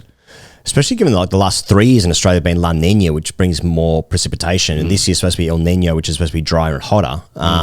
So once again, there's a lot to dispute around climate change. Something to think about, Pat Cummins. Holes in all this. Indeed.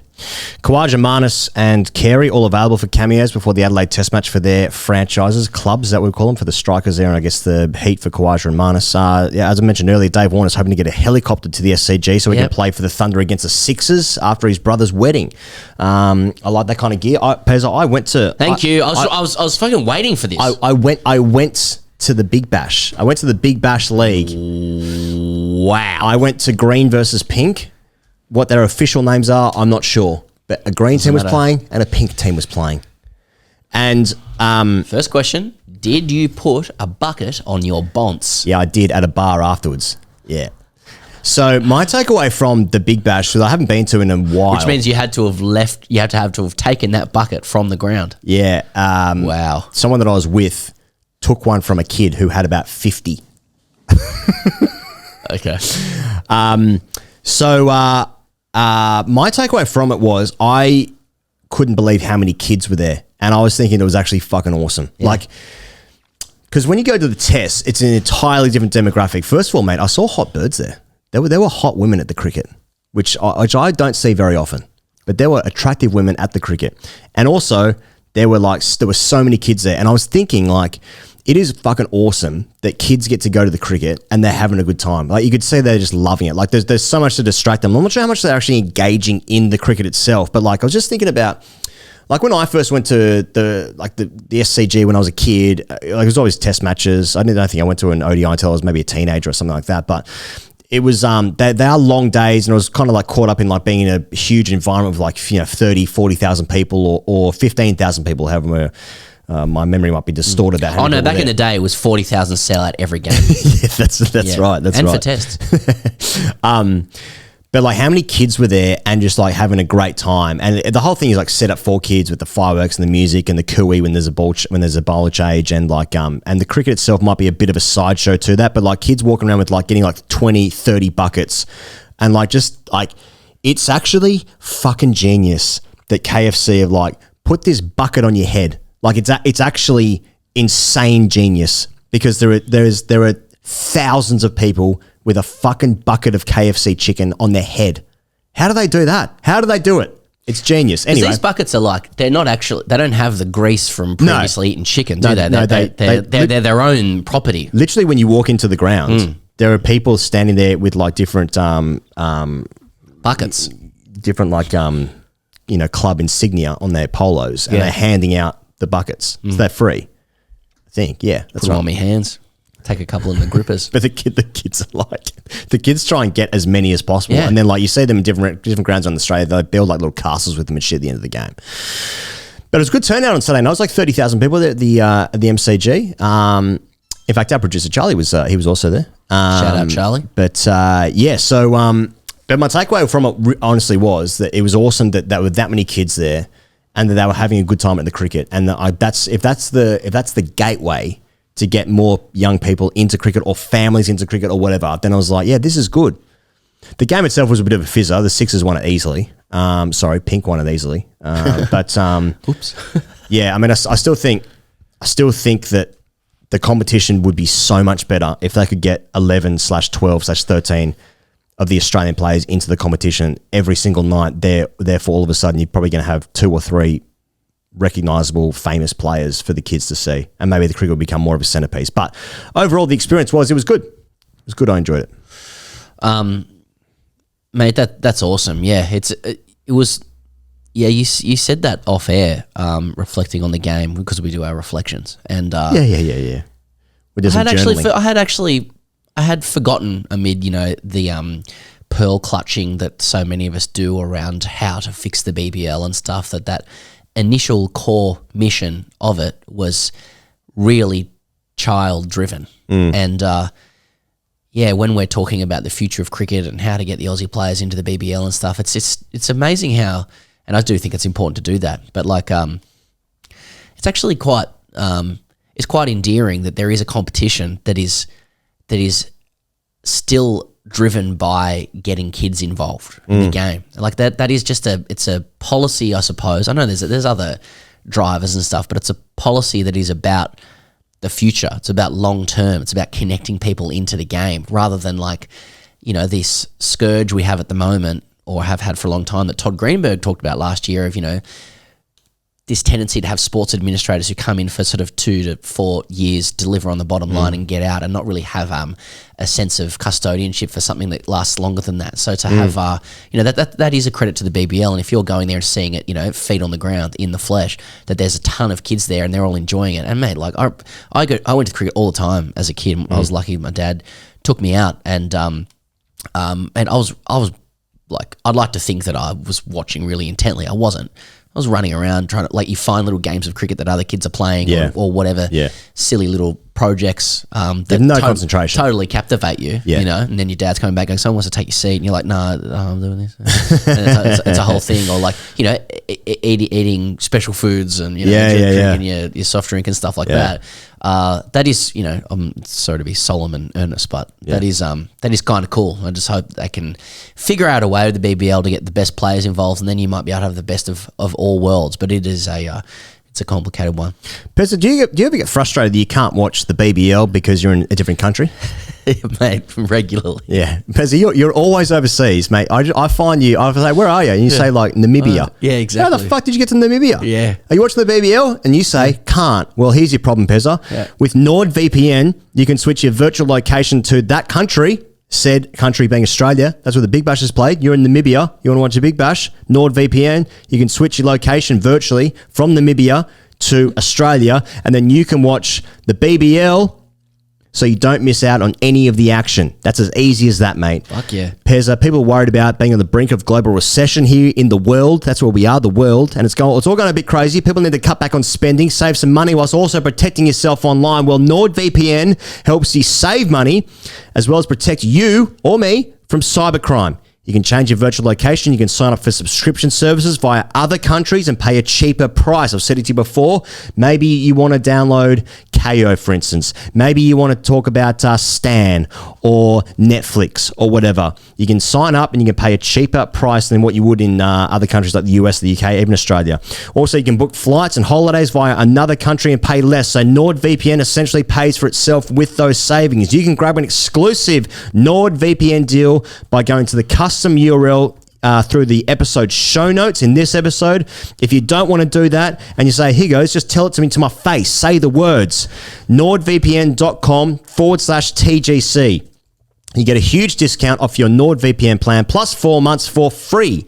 It's completely risk-free with Nord's 30-day money-back guarantee. That's NordVPN.com/TGC. Pezzo, we had the privilege of speaking to Beau Webster, the big slug himself, for the second time on the show, but for the first time in the flesh. He sat on the couch. He sat on the casting couch in many ways. And we cast our eyes upon him and we thought, you know what? I like the look of this bloke. He's a great man and it's a big old slug.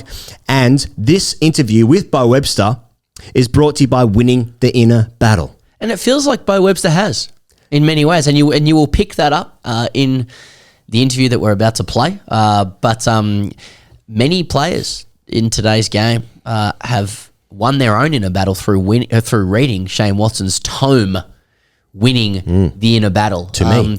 Mate, what about Watto's renaissance in public life? Yeah. Which I think should continue unabated. Okay. A man that was, often mocked and criticised and castigated, often for, daring to review decisions, who found himself caught between great generation and younger guys trying to come through, straddling both with aplomb, it must be said, who reinvented his game towards the end of his career, freed up his mind and started scoring bulk runs in white ball cricket, regretting that he didn't access it earlier, but everyone's in their own journey and it comes when it comes. Winning the inner battle is an aggregation of what he learned later in his career, working with an esteemed psychologist and performance specialist, and a number of players have honoured the book and said that it's very responsible for their own freedom in their own games and in life. You can get Winning the Inner Battle at shanewatson.au. Here he is. Here's the great man, Beau Webster. We can't read or see anything in the press in the last couple of years without somebody noting that, Beau Webster has surged into all-round calculations, atop Shield numbers, atop BBL numbers, and finally we've got him on the couch here. Now, not the first time we've heard from your slug. Episode 106 with Clive Rose, you might recall. We didn't see you, we heard from you. Now, at the time, you're at Kingborough Cricket Club playing for the Renegades.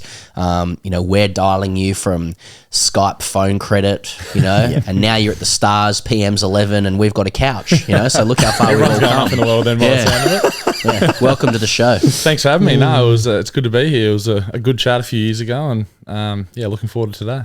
Oh, let's like just straight at the top. I mean, what most people want to know is like, can we call you Slug? Like just to kick off, it feels I good. think more people around the country probably know me as Slug than they do Beau, so be my guest. Yeah. Is that right?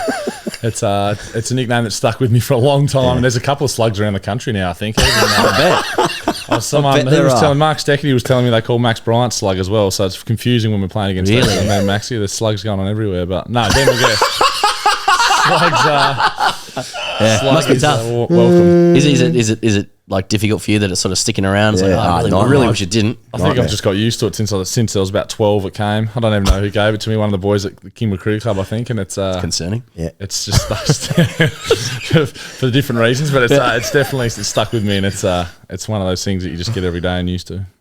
Just talking about staying on the theme of numbers and length. Your ESPN Cricket Info profile has got you down at 194. Yeah, that's Cricket Australia website says 200 centimetres. What is it? I think they're both wrong. I think I'm about 201, 202. Oh, yes. wow, clearing it. I'm Yes. over the 2 mark. Oh, yes. I mean, you say 194. Geez, I've underclubbed there. Yeah. you say you think you're over it. I mean, No, I if think I know you're I if you're am. pushing You two, know you if are. you're over the It's top two, of that, yeah, you it's know. over 2. I remember last time we did a bit of what do you call it when you do all the measurements at the start of pre-season. I haven't done a pre-season in a while, so I don't know, but it was over 200, definitely. Is that all you want to know, Higgos? Sorry. No, Any it's follow up just, to it's that? just, Yeah. no, it's just bigger than Cam Green. Yeah. How does it? Like we he said interviewed Tom 199. Moody the other night as Yeah, well. he's just under. I remember asking him that actually at the PM's game. He said, yeah, just under. But I think he goes around saying 2 metres as well. So Yeah. Really? he's I a mean, big boy though. did you go back to back? I think I had him just, yeah. Yeah. Yeah. You In think, the bowling spikes anyway, I had him. in the bowling spikes. Do you feel like, I mean, given that we've opened up with like slug and then how's the size of it, as in height, do you feel objectified at all around like, you know, like I actually was looking up online before, and one of the first interviews that comes up is just a kid interviewing you on the MCG, just going, "Geez, you're tall." like we talked to Kyle Jamieson about this as well. Like, is there a point where you're like, all right, I can play cricket too? Yeah, you certainly get used to the first comment being, "Geez, you're tall," or "Where you're tall," and there's still not a great way to respond to that. Yeah, cheers, thanks. Yeah. You're not. It You're doesn't not. allow you a lot of I don't space. play any basketball. No, cricket actually. Yeah. Bowler, not really. A few metos. Yeah. But it's pretty. It does get annoying sometimes, especially when you're out and about at the pub or whatever, and you're having a chat, and the first thing people say is, "Geez, you're tall," and there's just no real good response. Yeah, just still yet space. to master one, but get used to it. Well, you did play on, on Brody Grundy once, which I read this as he well. was tall. Yeah. Yep. So it was like with most cricketers, could play. was footy the first choice, and just fell back to cricket. Certainly not. No, I think that might have been the day there where I had a good hard look at myself, and probably the only day I felt short. I reckon when he was jumping all over me in the ruck. It was definitely was cricket. I did enjoy my football and played a couple of good games here and there. Zero tank, Okay. shocking. Could take a mark, shocking kick. Okay. And at that stage, they looked at drafting anyone over 200 centimetres, so I thought I was a sniff. But I reckon, as much as I tell everyone I am, I'm not sure I would have gone anywhere. You've just turned 30. Has that been a thing for you? You know, a lot of people like 30 is a big number. You know, like where I'm at with my life. I think you've got a few things pieced together here, but like I think things are going okay for you. But like, you know, how you going 30? What does that mean to you? Yeah, well, it was only a few weeks ago. We had a good celebration, actually. We got dusted in 3 days by New South Wales, and my birthday was on day 4, so it was an awesome day at the Coogee Pad. We certainly gave it a nudge there with going into the BBL break, but it was, it's a little bit scary, 30. I've always sort of seen myself as still that young, kid coming into a squad, or always the body still feels good remarkably after bowling a few more overs in the last few years, but still see myself as that sort of 23, 24-year-old, and then you see the 30 next to your name, and you kind of have to grow up a little bit, I suppose, but, which hasn't happened yet. But no, I'm enjoying it. It's good. Yeah, like someone said the other day, like you either get older or you don't, which is probably darker. Jesus. Slugger. That game you mentioned against New South Wales, I mean, Tassie's flying at the moment, top of the Shield table. Everyone's been saying that Cameron Bancroft just absolutely bashing the door down. Well, only 13 more runs than old Slug. He's taken a few poles as well. You're averaging 97 this season. I see your eyes darting around. nice. Did I get that correct? Or I think I didn't get over 10 in the last 2 innings. I might have dropped down to the 70s or something, I think. But it was 90. It was close to 100 there for a bit, which at is one nice. point. All right, one mistake here, boys. But yeah, then you you play the game against New South Wales, who've been struggling for at least a couple of years, and got caught on a tough track as well. I noticed Tim Payne sledged the shit out of it. So you want to follow him up, or? Well, it wasn't great, to be honest. It was. I honestly think if there was the two opening batsmen from either team were left-handed from memory. I reckon if there was a right-hander, the game would have been called off. It was luckily that the balls that were rearing up off a length were missing him and going down leg side, but. It wasn't great. There was huge divots after day one, and from one end it was going up and all over the place, and the other one, as you saw, that big crack where Chris Tremaine probably bowled 36 consecutive balls into it, I reckon, and took 6 for. It wasn't a great cricket wicket. It was a good win by them, no doubt, and same for both teams, and they were just slightly better, I suppose. And bowled us out for 60, chasing 120, which I didn't have a hell of a lot of confidence in chasing either. So it was not a great result for us. We would have been game clear on top if we had got that. But no, we go into the last 4 with 1 at the Gabba straight away, and then 4 at Belrive, where we're playing some really good cricket there, and we know our home conditions well, and hopefully get ourselves into a Shield final for the first time in 5 or 6 years. Basically, Pez is saying Beau Webster top of the order for Australia. That's what he's saying. Well, yeah, I mean, what's your thoughts? Is Smith going to open? Jesus. I only like the shine on the ball when it's the second new in. I've been in for a bit, not straight away. Certainly not. No, it's nice batting at 6 and rolling the arm over a bit. It's a pretty cushy gig there, and send the youngsters, as I can say now that I'm 30, up the top, and take a bit of shine off it for me, boys, and I'll come in when they're tired. Because you played the PM's game just gone, where the top 4 are Bancroft, Harris, Renshaw, Cam Green batted for.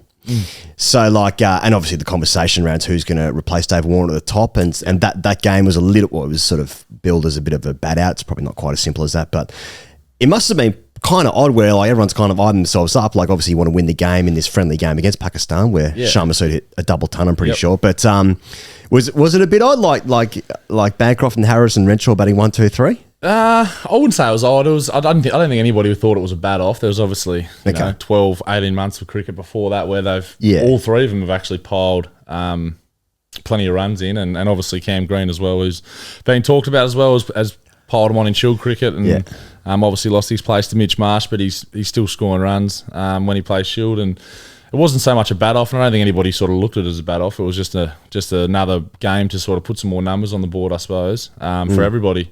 It was a bit of a pity that the wicket was awful, to be fair. It was slow, nothing like what they were, poor Pakistani guys, it was nothing like they got in the first test. They wanted a proper 4-day first-class fixture, and after 2 days, I reckon they were ready to call it quits. Everyone but Shah Massoud, who wanted his 200 account to win the first class stats, I reckon. But it was a pretty docile game, and I don't know what happened with the covers, but that's why the covers blew off. Slug on 30 red as well overnight, and the old covers come off. Get yourself in the picture. Yeah, could have eked out another couple there on a flatty facing some blokes that probably never bowled in their life. Would have been nice. Bit of T-ball. But no, I think both teams are pretty happy to be at the pub on that afternoon. Rather than playing cricket on that wicket. Yeah. Is it, this is called the grade cricketer, obviously, and a lot of grade cricketers will always believe that there'll be some kind of elixir or silver bullet during the off season that will cause a rapid improvement in their game, and the reality is it never comes. You really just are at the level that you're at, and you'll just knock about there or thereabouts. You might want to change clubs, and then you just realise you're playing against the same blokes and you're wearing a different hat. Absolutely, but you have had a market improvement in your game in terms of your numbers in the last couple of years. So what is the elixir or silver bullet? Or performance enhancing drugs? So hope or just drugs. Hope it's none of those. But I'm not actually too sure. It's been a variety of things, I suppose. It's been a little bit of change in mindset when I'm batting. I suppose to be a little bit more aggressive down the order, and as I found out at playing for years at the top of the order, my defence wasn't great, but I could always score, and sort of tapped into that a bit more and tried to put a bit more pressure back on the bowlers, so they bowl less good balls, really. And that sort of that theory has held me in good stead, I suppose. And obviously batting down at number 6 and 7, where I have done the last 3 or 4 years now, is a bit of a luxury. It's nice. The balls, especially at Belrive, once the ball gets old, it's quite a good place to bat. As we saw some big chases over the years, we chased 430 there this year, and I've seen a couple of 400s chased in the 4th inning. So that's one element, definitely. And then I suppose a season in England, not necessarily for the cricket, just for the the no pre-season is the biggest allure to go away. And then, ended up playing a little bit of one-day cricket with Essex as well, which was good in another program, another setup. Albeit all the sort of big stars are at the 100. It's the wind gets taken out of its sails a little bit, but it was still good to play some professional cricket over there and sort of get a little bit of a taste as an overseas as a professional. And they're a hell of a bunch of lads. They're Essex boys. I don't know if you've heard any stories about them, but they're a very social club and led by their coach and their assistant coaches. And Dan Lawrence is obviously with us at the moment. He's gone to Surrey, but he's a good lad. They're an excellent bunch of boys, and it was probably one of the funnest 5 weeks I probably had of cricket in a long time. It's one of the features of being an all-rounder, I guess, but like you're scoring bulk runs, you're taking bulk wickets. In the last couple of years, you've only Cam Bancroft scored more runs than you in Shield cricket in the last 2 seasons. Taking more wickets than Aaron Hardy, who gets mentioned in dispatches, with respect to Aaron. And I just, and there are articles that knock around, higher honours for you, potentially just because your numbers are so good, but like, where do you look for higher honours? Because you just mentioned Essex there as well. Your BBL numbers are good as well. You're averaging 35 this year, 13 with the ball if they actually give you a bowl. And I'm just, the sky's the limit. Like, what's sort of Shangri-La for you? Like, where do you want to go? Do you look at overseas? Like, does domestic T20 competitions appeal to you? Is that the next rung on the ladder for you, kind of thing, or what? Yeah, well, the PM's game was great to be sort of acknowledged, I suppose, with all those guys that have either played Test cricket or are very close around the country, and guys that are genuinely playing for the Test summer. Is good to be involved and be around those sort of guys, and being picked in a team of that quality was great, and I was really proud of that.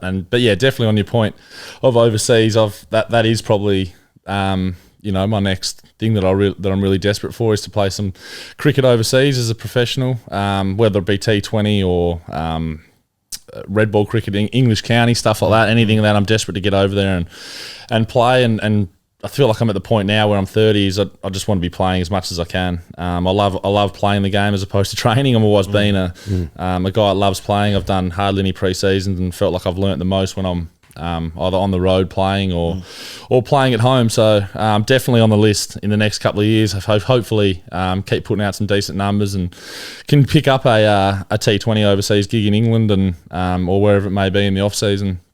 Maybe T20 or some county cricket would be great as well. So definitely on the list, and hopefully comes my way if I can keep doing well. Yeah. Qantas, just like for people who are listening, like might not be aware of like what the mechanics are of even being selected or approached to play overseas. Like in Australia, we understand, you play at one level, you score runs, and you get selected at the next level. But like, how does it work if you get picked up by a county or a T20 side, or Abu Dhabi T10s are interested in slug now? Like, do you have an agent? Is that how? Or did you put together YouTube highlights, and like chuck it over to them? I'm not sure it's old school, posting your highlights. You'd hope with some like sort of EDM over the top, some nice editing with some music over the top.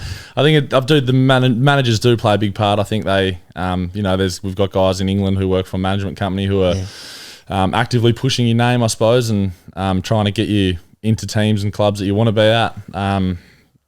In terms of England, like that, and then overseas stuff. There's drafts and things like that, and they obviously talk to the franchises and get a handle of what they want. But sometimes it can be a bit of a lottery. Like this year was, I was in England just playing some club cricket in Essex, and hoping to play in the one day comp, which came about. But I was sitting there one day, and the manager said, "You're actually in the draft for this T10 in Zimbabwe if you're interested. It's in 2 weeks' time, and they're going to take you one of the picks. Do you want to go?" And I was sort of like out of the blue, like, yeah, great. Like, give me on a plane ASAP. And had 8 days in Zimbabwe. Oh, sick. At a team with Benny McDermott, who's obviously my best mate, and Ashton Turner was there, Paddy Dooley was there. So it was as quick as that sort of thing. And I think they can pop up really quickly. I think you see, especially this time of year, if certain BBL clubs don't make finals and there's a little window before Shield cricket, you might see some guys go to South Africa or the ILT. Obviously, they got to get ticked off with their state association and whatnot. But it's I think it's just more about putting some performances on the board and then sort of asking the question, like, is anybody interested out there for a winter? Like, got some. If you're available for the whole thing, or there's a World Cup on this year, so right in the middle of, I think it is the Blast in England that crosses over. So there's going to be, the best international talent's going to be swept up at the World Cup. So there could be some spots for myself and a few others around that time. So that's a bit of a last minute thing. It's a bit hard to plan when you sort of, if you're getting a replacement gig, it is kind of hard to plan for. It's obviously ideal to get signed before that and sort of map out your winter. But at this stage, I'd love to go over and jump at anything that puts its hand up. Because you played an Australia A game 8 years ago now, I guess 2016. Yep. And that was against India, like unofficial tests. You made some runs in that game, but I looked at the scorecard before and it was like Hardik Pandya was playing for India. I think Manish Pandya might have been the captain. Yeah. So he was the youngest Indian to ever score an IPL 100 at the time. I think that's his thing. That's his claim to fame. So I wonder, like, if you were starting again now, if you were 18-year-old slug starting again now, like, would you focus? Because you play red ball and white ball is my point. But if you were starting again, would you focus on the white ball? Do you think exclusively? No, not necessarily. I think it's a very it'll be a very brave move for any young cricketer to push one format aside, whether it be red or white ball. But I think it's such a fickle game, and it only takes a bad season here or there, or somebody to fancy someone else over you to take your spot in the team, or your spot at the top of the order even, and then your output becomes lower, and then you're half a season away from not getting picked up in some tournaments, unless you're obviously an international gun who's played international cricket at a young age. And there's definitely been people, I reckon, they asked Jake Fraser McGurk about it the other day, and he's obviously still said he's still keen on playing test cricket, and red ball's where he wants to be at, but he's like an ideal example of somebody who's just started out and just started to put some really good performances on the board, and he will get picked up in the next 12 and 18 months. There's no doubt about that. I actually think I saw him got picked up somewhere. Yeah, he's going to ILT anyway, so it's already happening for him. And it'll be a very, I suppose, easy move to say, great, I'll go there and I'll go straight to Bangladesh, and then I'll go straight to replacement in the IPL if I get it. But I think it's a brave move, because if you, like I said, one or two bad tournaments or an injury away, and then you're where are you sort of thing, you're in the wilderness a little bit. I don't think there's been too many that have done. I think Will Smead's sort of one of the guys in England who plays white ball only. There's a bit more happening in England, I think, white ball only, but in Australia we typically still contracting blokes for 12 months in all formats, and I suppose it just gives you a good base. It's you've got a base of facility to train out of, and improve your game there it can be quite tough, especially if you're a young guy just going from tournament to tournament. I can imagine trying to improve your game and learning on the fly that way might work for some, but those hours in the nets and what you get where your base is pretty valuable as well. Still, like, 10 years ago, 20 years ago, really like clear, clean pyramid in Australian cricket around progress forward. Yeah.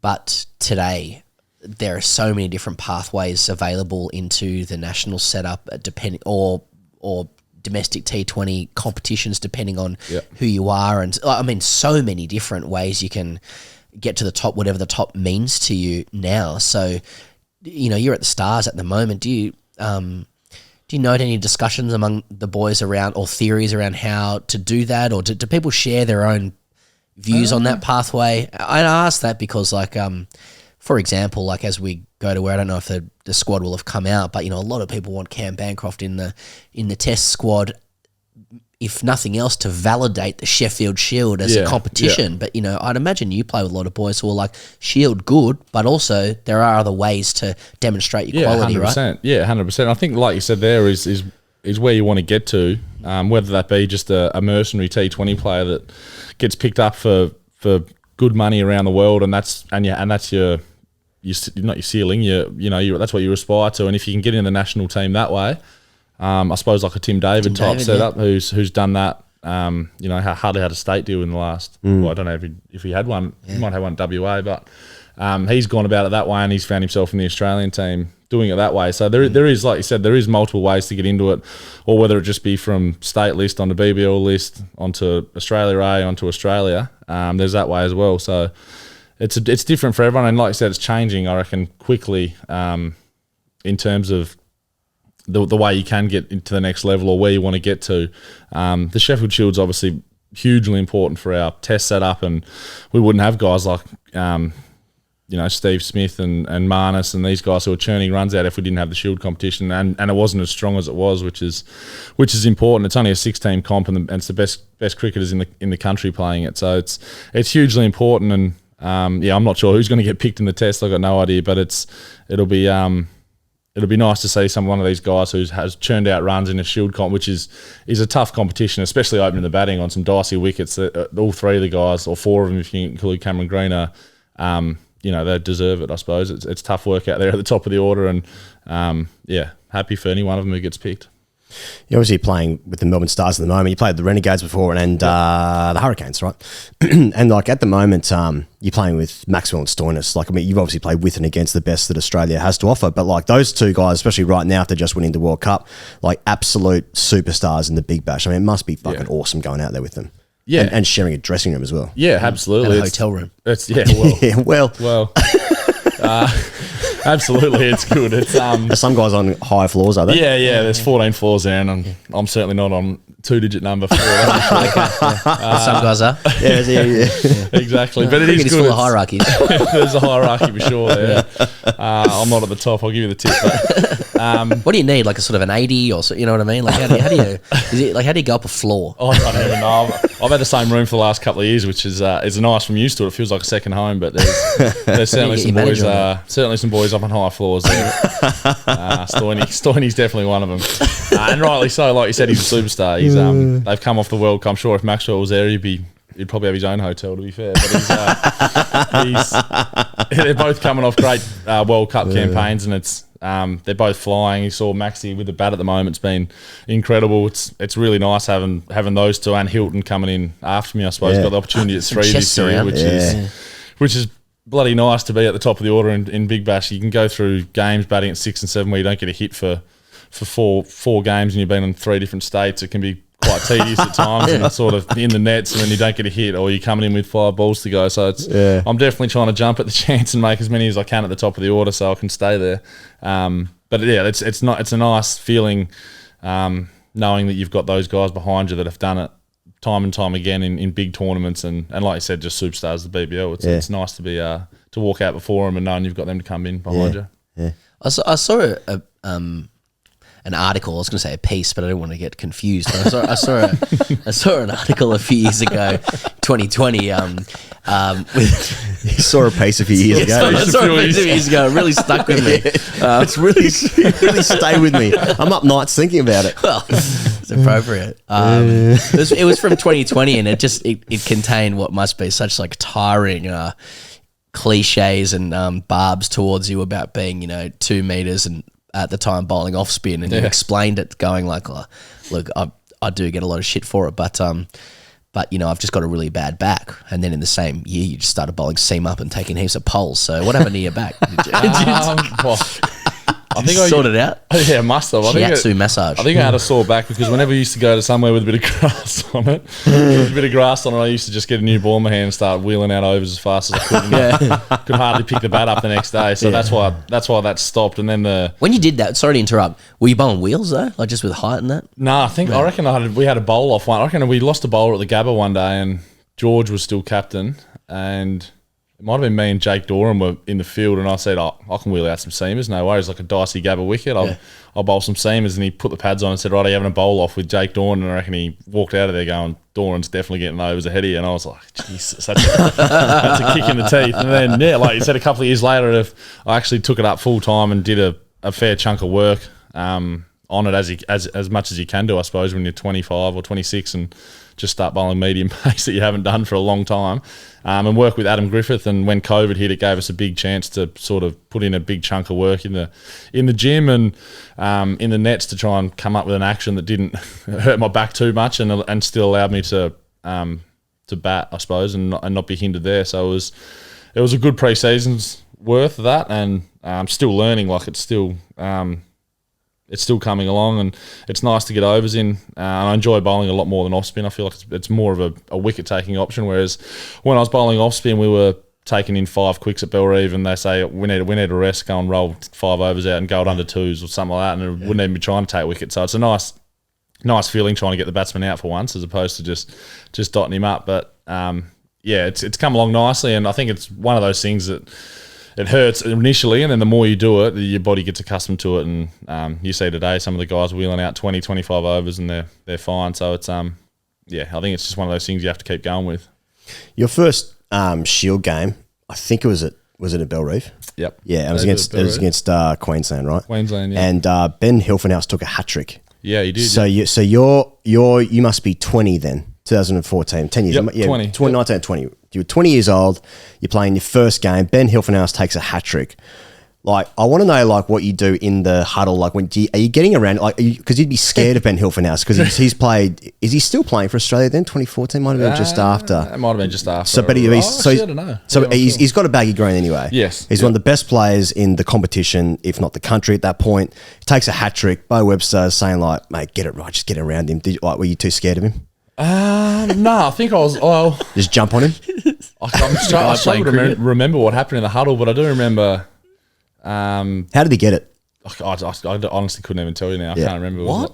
Cold. You can't remember every week. Hilfy bowling outswing and probably nick someone off like that. No, I can't remember. But I remember didn't get any runs. I reckon I remember distinctly of that game is I was facing the second new ball. Luke Feldman was bowling from the top end of Bellerive, and he bowled the first ball, and I absolutely crunched a cover drive, like out of the middle of the bat on an early, huge, expansive drive. Probably wasn't there to drive, but hit it well, and thought, like this, I'm away here. Second new ball's not doing much, and then I reckon very next ball he bowled a huge in swinger, hit me straight in the shin. And all I remember thinking was, geez, I want to get some in the second innings, so I can. I don't know if we had a second innings to be fair, but so we can. So I can stay in the team, and then because I was only a rookie contract there, you needed 3 games for the upgrade. So okay, right. I was thinking, geez, I need a good 20 here, or something to stay in the team, so I can get some more cash. I think it would have been on about 16 grand a year at that stage. Spend all of observatory batting.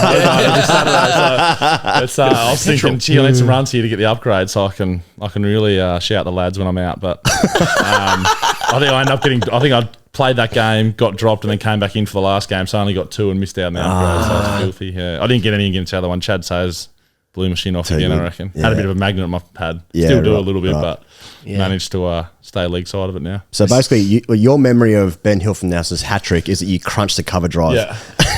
That's right. Honestly, and you're making 16K a year and looking for the upgrade. I could not even tell you how they got the wickets. Shout guys at the observatory.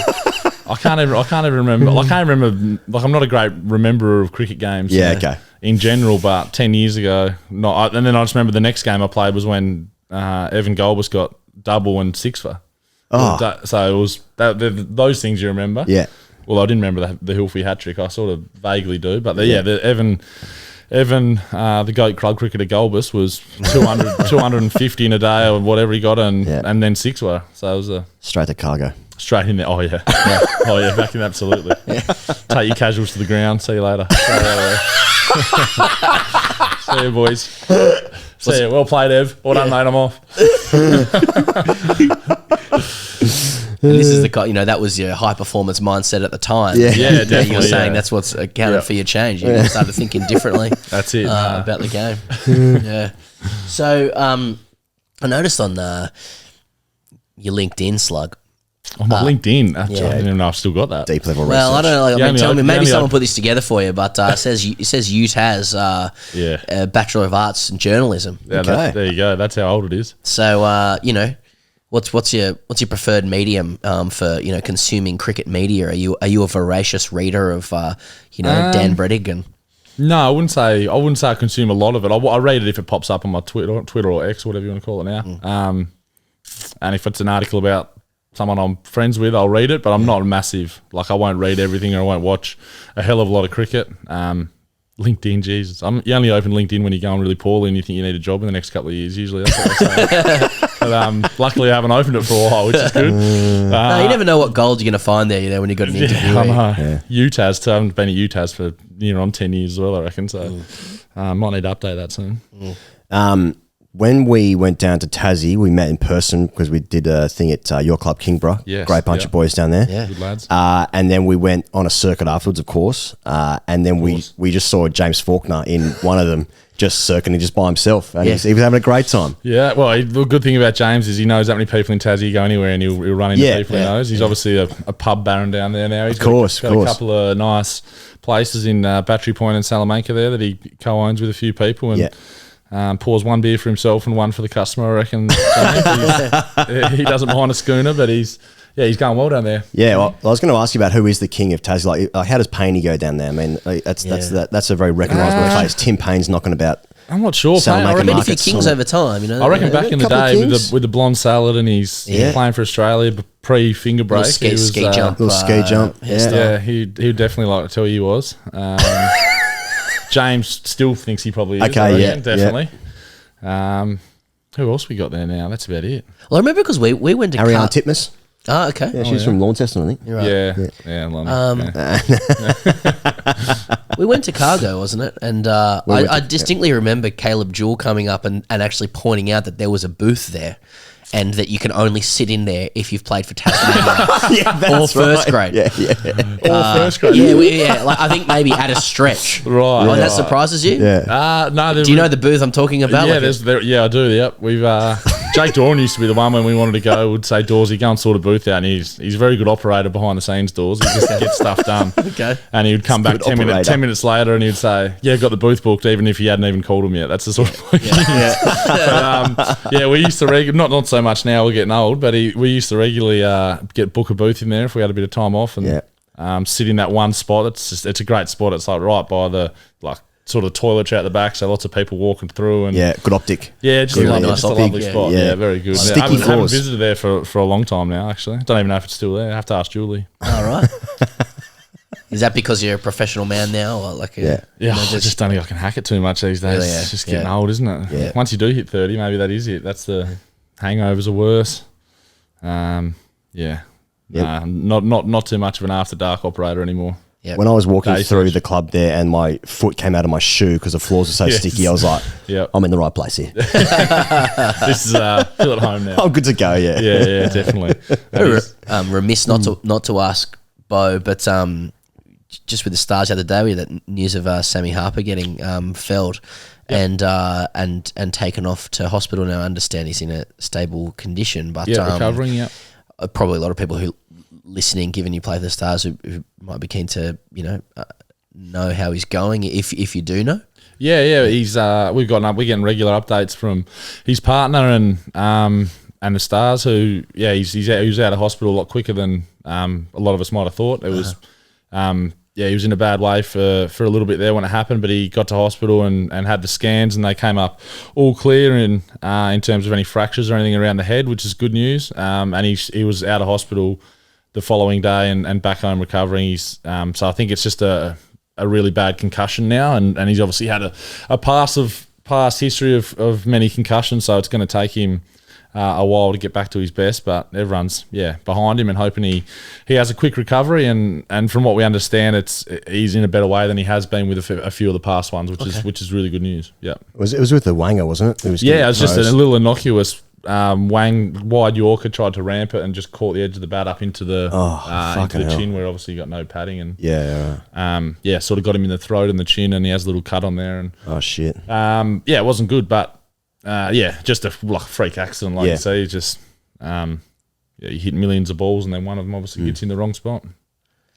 Yeah, I'm just curious about again that pathway to if I'm you and I'm dreaming about higher honours in cricket, or getting into the IPL somehow or something. You made 59, was it the other day against the Thunder? 50 odd, took 4 for. Is that right? Was it 59 4 for? Yep, sounds right. Yep. 4 for 20 odd. Do you is Punter commentating that game? Do you ever sort of go past and go, what are your thoughts? Yeah. I'm not sure if he was there. I think it might have been just a Fox game. There was no Channel 7 there, but no, I don't think you do. There's obviously, You hope he says something. He's like, you'd love him to, no doubt, but but no, I think it's the IPL is a tricky one. It's one of those a little bit of a lottery sometimes. I think of who wants you and who likes you and who doesn't, or you know, the BBL is obviously a massive competition, but extremely different to India. And like I've always had a thought that Ben McDermott's one of the best opening batters we've seen in the Big Bash. He's third on the most amount of sixes. He's good strike rate, and he hasn't never been to the IPL. And the reason probably because he's competing against other opening batters who are best in the world playing for their country as well, like he has done. But it's a little bit of a lottery in that way. And then you see other guys who, particularly bowlers, they love their fast bowlers from Australia going over there and getting huge amounts of money. So it's a bit of luck and a bit of form in the right time, I suppose. Are relationships a major part of it? Like maybe more than even skill? Definitely. I think definitely. Like how does he get? Like, I'm not asking you to name names. Like, gee, how does he get a gig? I'm not even thinking of anyone. But like, is it? Do relationships with coaches and people no involved doubt. I reckon they definitely matter? I definitely think they play a part. You've got coaches that are IPL coaches and also international coaches or assistant coaches, or even the owners. I think if they like somebody and they're desperate to get them over, whether they be a big name or they just like their cricket or something like that, will definitely play a part. We've heard stories of the coaches having this full draft list of who they want and who they're raising the paddle and how much cash they got for him, and then the owner rings through and we want him now, bid on him, and they're sort of the whole strategy's out the window. So bit of luck and a bit of form at the right time as well. You do well in India and an Indian series and there's guys watching there, or you do on the PSL, similar conditions. That definitely helps. But I think it's just one of those things you can't really bank on unless you're Mitchell Starc or something like that, or Pat Cummins. Slug, thanks so much for joining us, coming in. I know we've worked hard on this for a couple of weeks. Yeah, we got there in the end. But we got there, mate. All the best for the rest of the year. Season with the Stars and Tassie. I think there's some big things ahead for you. Yeah, hope so. Hopefully some silverware in one or both will be nice. Thanks for having me on. Thank you very much to Slug for joining us on the couch. Pezza, hashtag AskTGC is brought to you by Ponting Wines, pontingwines.com.au. You can use the code. Say it, Pezza. What's the code? Get a few. For 20% off at pontingwines.com.au. Pezza, today I want to talk to you about Ponting Wine's Close of Play. It's the Cabernet Sauvignon 2022. The Close of Play Cab Sav. Here's a quote from Ricky Ponting himself. Raising a glass with teammates at the close of play when the game was done and the crowd was gone, they were special moments. This is a wine that honours that tradition and is the perfect finale for any get-together. Here's a quote from Ben Riggs, the winemaker himself. What a name. Soft and silky in style, this wine shows generous red berry fruits with touches of mint and clove. Langhorne Creek is famous for wines of pure drinking enjoyment, and this is a wine of great character and style. I tell you who's a man of great character and style, Pezza? Who? Ricky Ponting. Oh. Pontingwines.com.au. You can use the code GET A FEW for 20% off your purchase. What's the website, Pezza? What's the website I want people to go to right now? If you don't, you're a loser. Pontingwines.com.au. If you don't go to that website, you're a loser and you shouldn't listen to this show anymore. And if you go to that website and you don't use the code, what are you doing?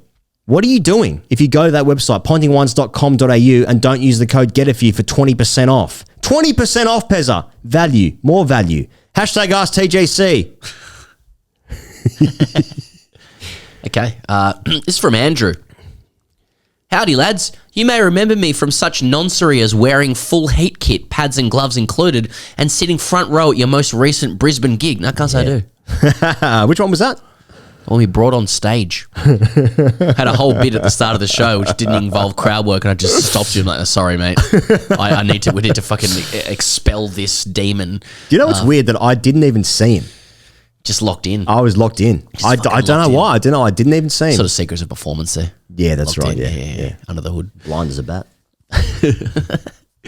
It may surprise you to read that I never really played club cricket, not really, save for one season in under 11s, but we had no real connection to a senior club. So things like pissing on each other and porn and prawn nights didn't really show up in my wheelhouse. It's porn and chicken night, wasn't it? Yeah, he's got his own one. Yeah. Anyways, fast forward to 2015, my wife, Australian, and I had just met while both backpacking / living abroad in Europe and got a job running a ski chalet in the French Alps all together. Yes, Andrew, come on. Her father, who is a coach of the highest order,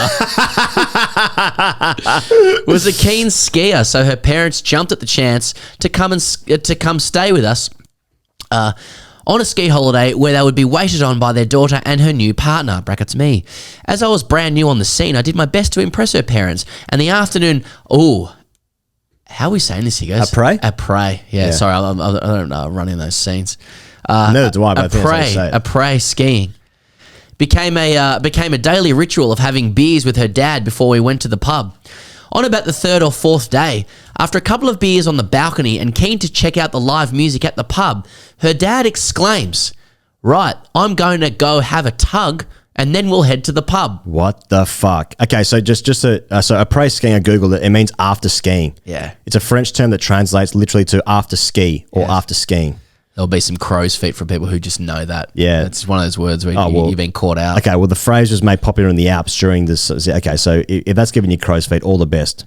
Yeah, it's more the pronunciation, and I feel like that could just be appropriated to other scenarios. I mean, Sure. I'm ashamed. This is going to take me weeks. I've never skied. There, I said it. Anyway, he said, "Right, I'm going to go and have a tug and then we'll head to the pub." I just stared at him, eyes widening at this extremely open and unnecessary sharing of information. I went downstairs myself and my partner saw my face and asked, "What was up?" I replied, "I think your dad just casually told me he was going to go and have a wank before we go to the pub."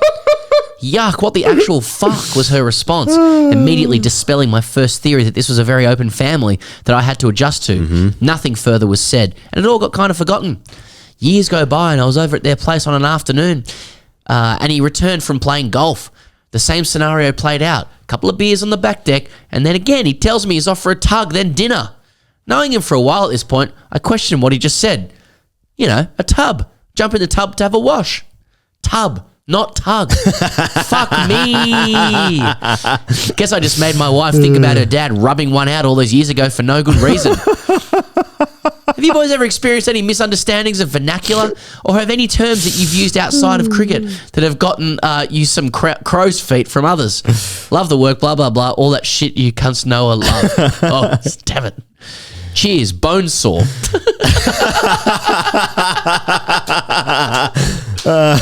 Good sign off. We must start using that around the office. Cheers, bone sore. Ain't that the tooth? I think I need to apologise to Bonesaw because I feel like I went a little bit hard at the live show Did you? Well, I know he just came up on stage and I put my arm around him and I said, "This is the worst moment of my life," and he said in my ear and I said, "Mine too," which was funny. To be fair, I mean he was dressed up in Brisbane Heat kit with a floppy and white cricket pads on. I liked how he did it because there's we had a couple of other people on stage and he's just kind of like, kind of real keen to be on stage. He wasn't keen to be on stage. Yeah, but that's what I liked the paradox. Yeah. Of dressing in full heat kit with pads and gloves and sitting in the front row, then being reluctant. But he wasn't to get on there. stage. He wasn't there for the second half. Did he get changed at the interval? Or something? Did he? He wasn't. He wasn't. Really? Yeah. Oh, I thought he was there. In my mind's eye, he was there the entire time in my eye line. We didn't ask him why he was dressed like that, but I would have presumed he was like on a bucks or something, and this was a stitch up. Yeah, if we had better presence at the time, maybe we could have asked some questions. Interrogated. Yeah, you're just trying to start a show off, and it's 550 people there. Well, anyway, Bonesaw, I'm sorry if I went a bit hard at you. Yeah, sorry, Bonesaw. That's not me. It's just a character that I was playing called Ian Higgins. Now, that is a really confronting thing where he's talking to his potential father-in-law who's a coat deluxe, a deluxe coat. Yeah. And it was a coat of the highest order. And that is top-tier coatry, highest order. And he's order, because you have an order of priests. That's right. You know what I mean? So it's Pope. And so he's basically he thinks that his father-in-law is basically saying, "Man, I'm going to have a wank now." I'm going to have a tug and I'll join you. I don't think nothing instinctively comes to mind where I've misheard something and it's just a complete misunderstanding in this regard. Nothing immediately comes to mind, but he must have played grade cricket though, this guy. Tub? Well, I mean, are you hearing tub in any other context? No. I know it's a word, but and just saying, I'm going to have to have a tub. It's very après skiing, very relaxed. Yeah. I'm gonna but see, I can't say it without it being side mouth and just getting a sort of a regional twang. See, I kind of like that. I mean, that was obviously in Brisbane, so capital of Queensland. I like the Queensland sort of laconic, relaxed. Me too. High humidity, Higgos. Yes, I do too. Relaxed nature of it all. Real side mouthy. Queensland might be capital of side mouth. And I say that respectedly. But like when you're in the Alps and you've got Alps and Brisbane, Yeah. like those are worlds apart there. So I really like that he's appraised skiing. Yeah. Literally after ski saying, "Off for a dub now." That is red hot to me. That's glorious. He's bringing his home culture to the beauty of the The Alps. French Alps. Yeah. A couple of beers with her dad before we went to the pub. So what about just a couple of beers? I've had a skiing. He's basically saying he's going to have a shower. It's pretty plausible, isn't it? You know, just like a couple of beers. Like let's just forget the vernacular of tub. He's just showering before they go out to dinner. But He's been on the slopes all day.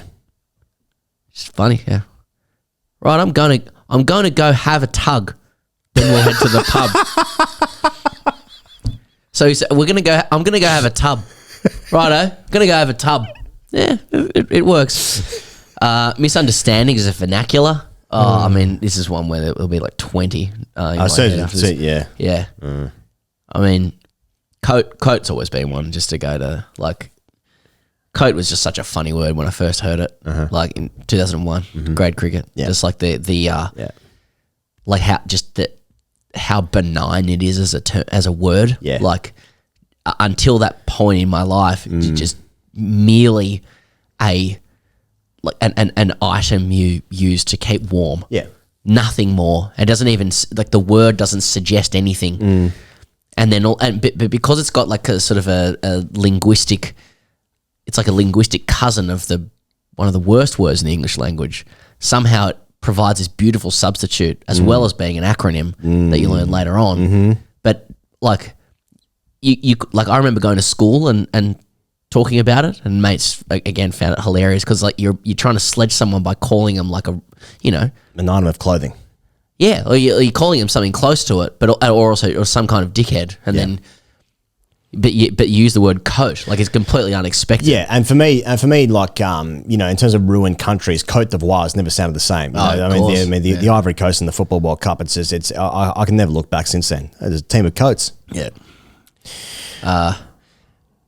I think there is a few, but gonna have to think about it. Well, join us on Patreon. Maybe we'll drop a few in. Yeah. Maybe the patrons will let us know in the Yeah, comments. good shout. Patreon.com/Grey Cricketer. Thank you very much to Beau Webster for joining us on the show, on the couch. Thank you as always for joining us here in 2024. We've already done a show in 2024, so what the fuck am I talking about? But I hope you've had a wonderful break away from your job that you probably hate and you're back in the office, but you're going to get through it. January's an easy month. We're going to get through this, as Daniel Bedingfield once said, into your eyes, into your ears, into your hearts. Get through this. We'll see you guys on the internet real soon.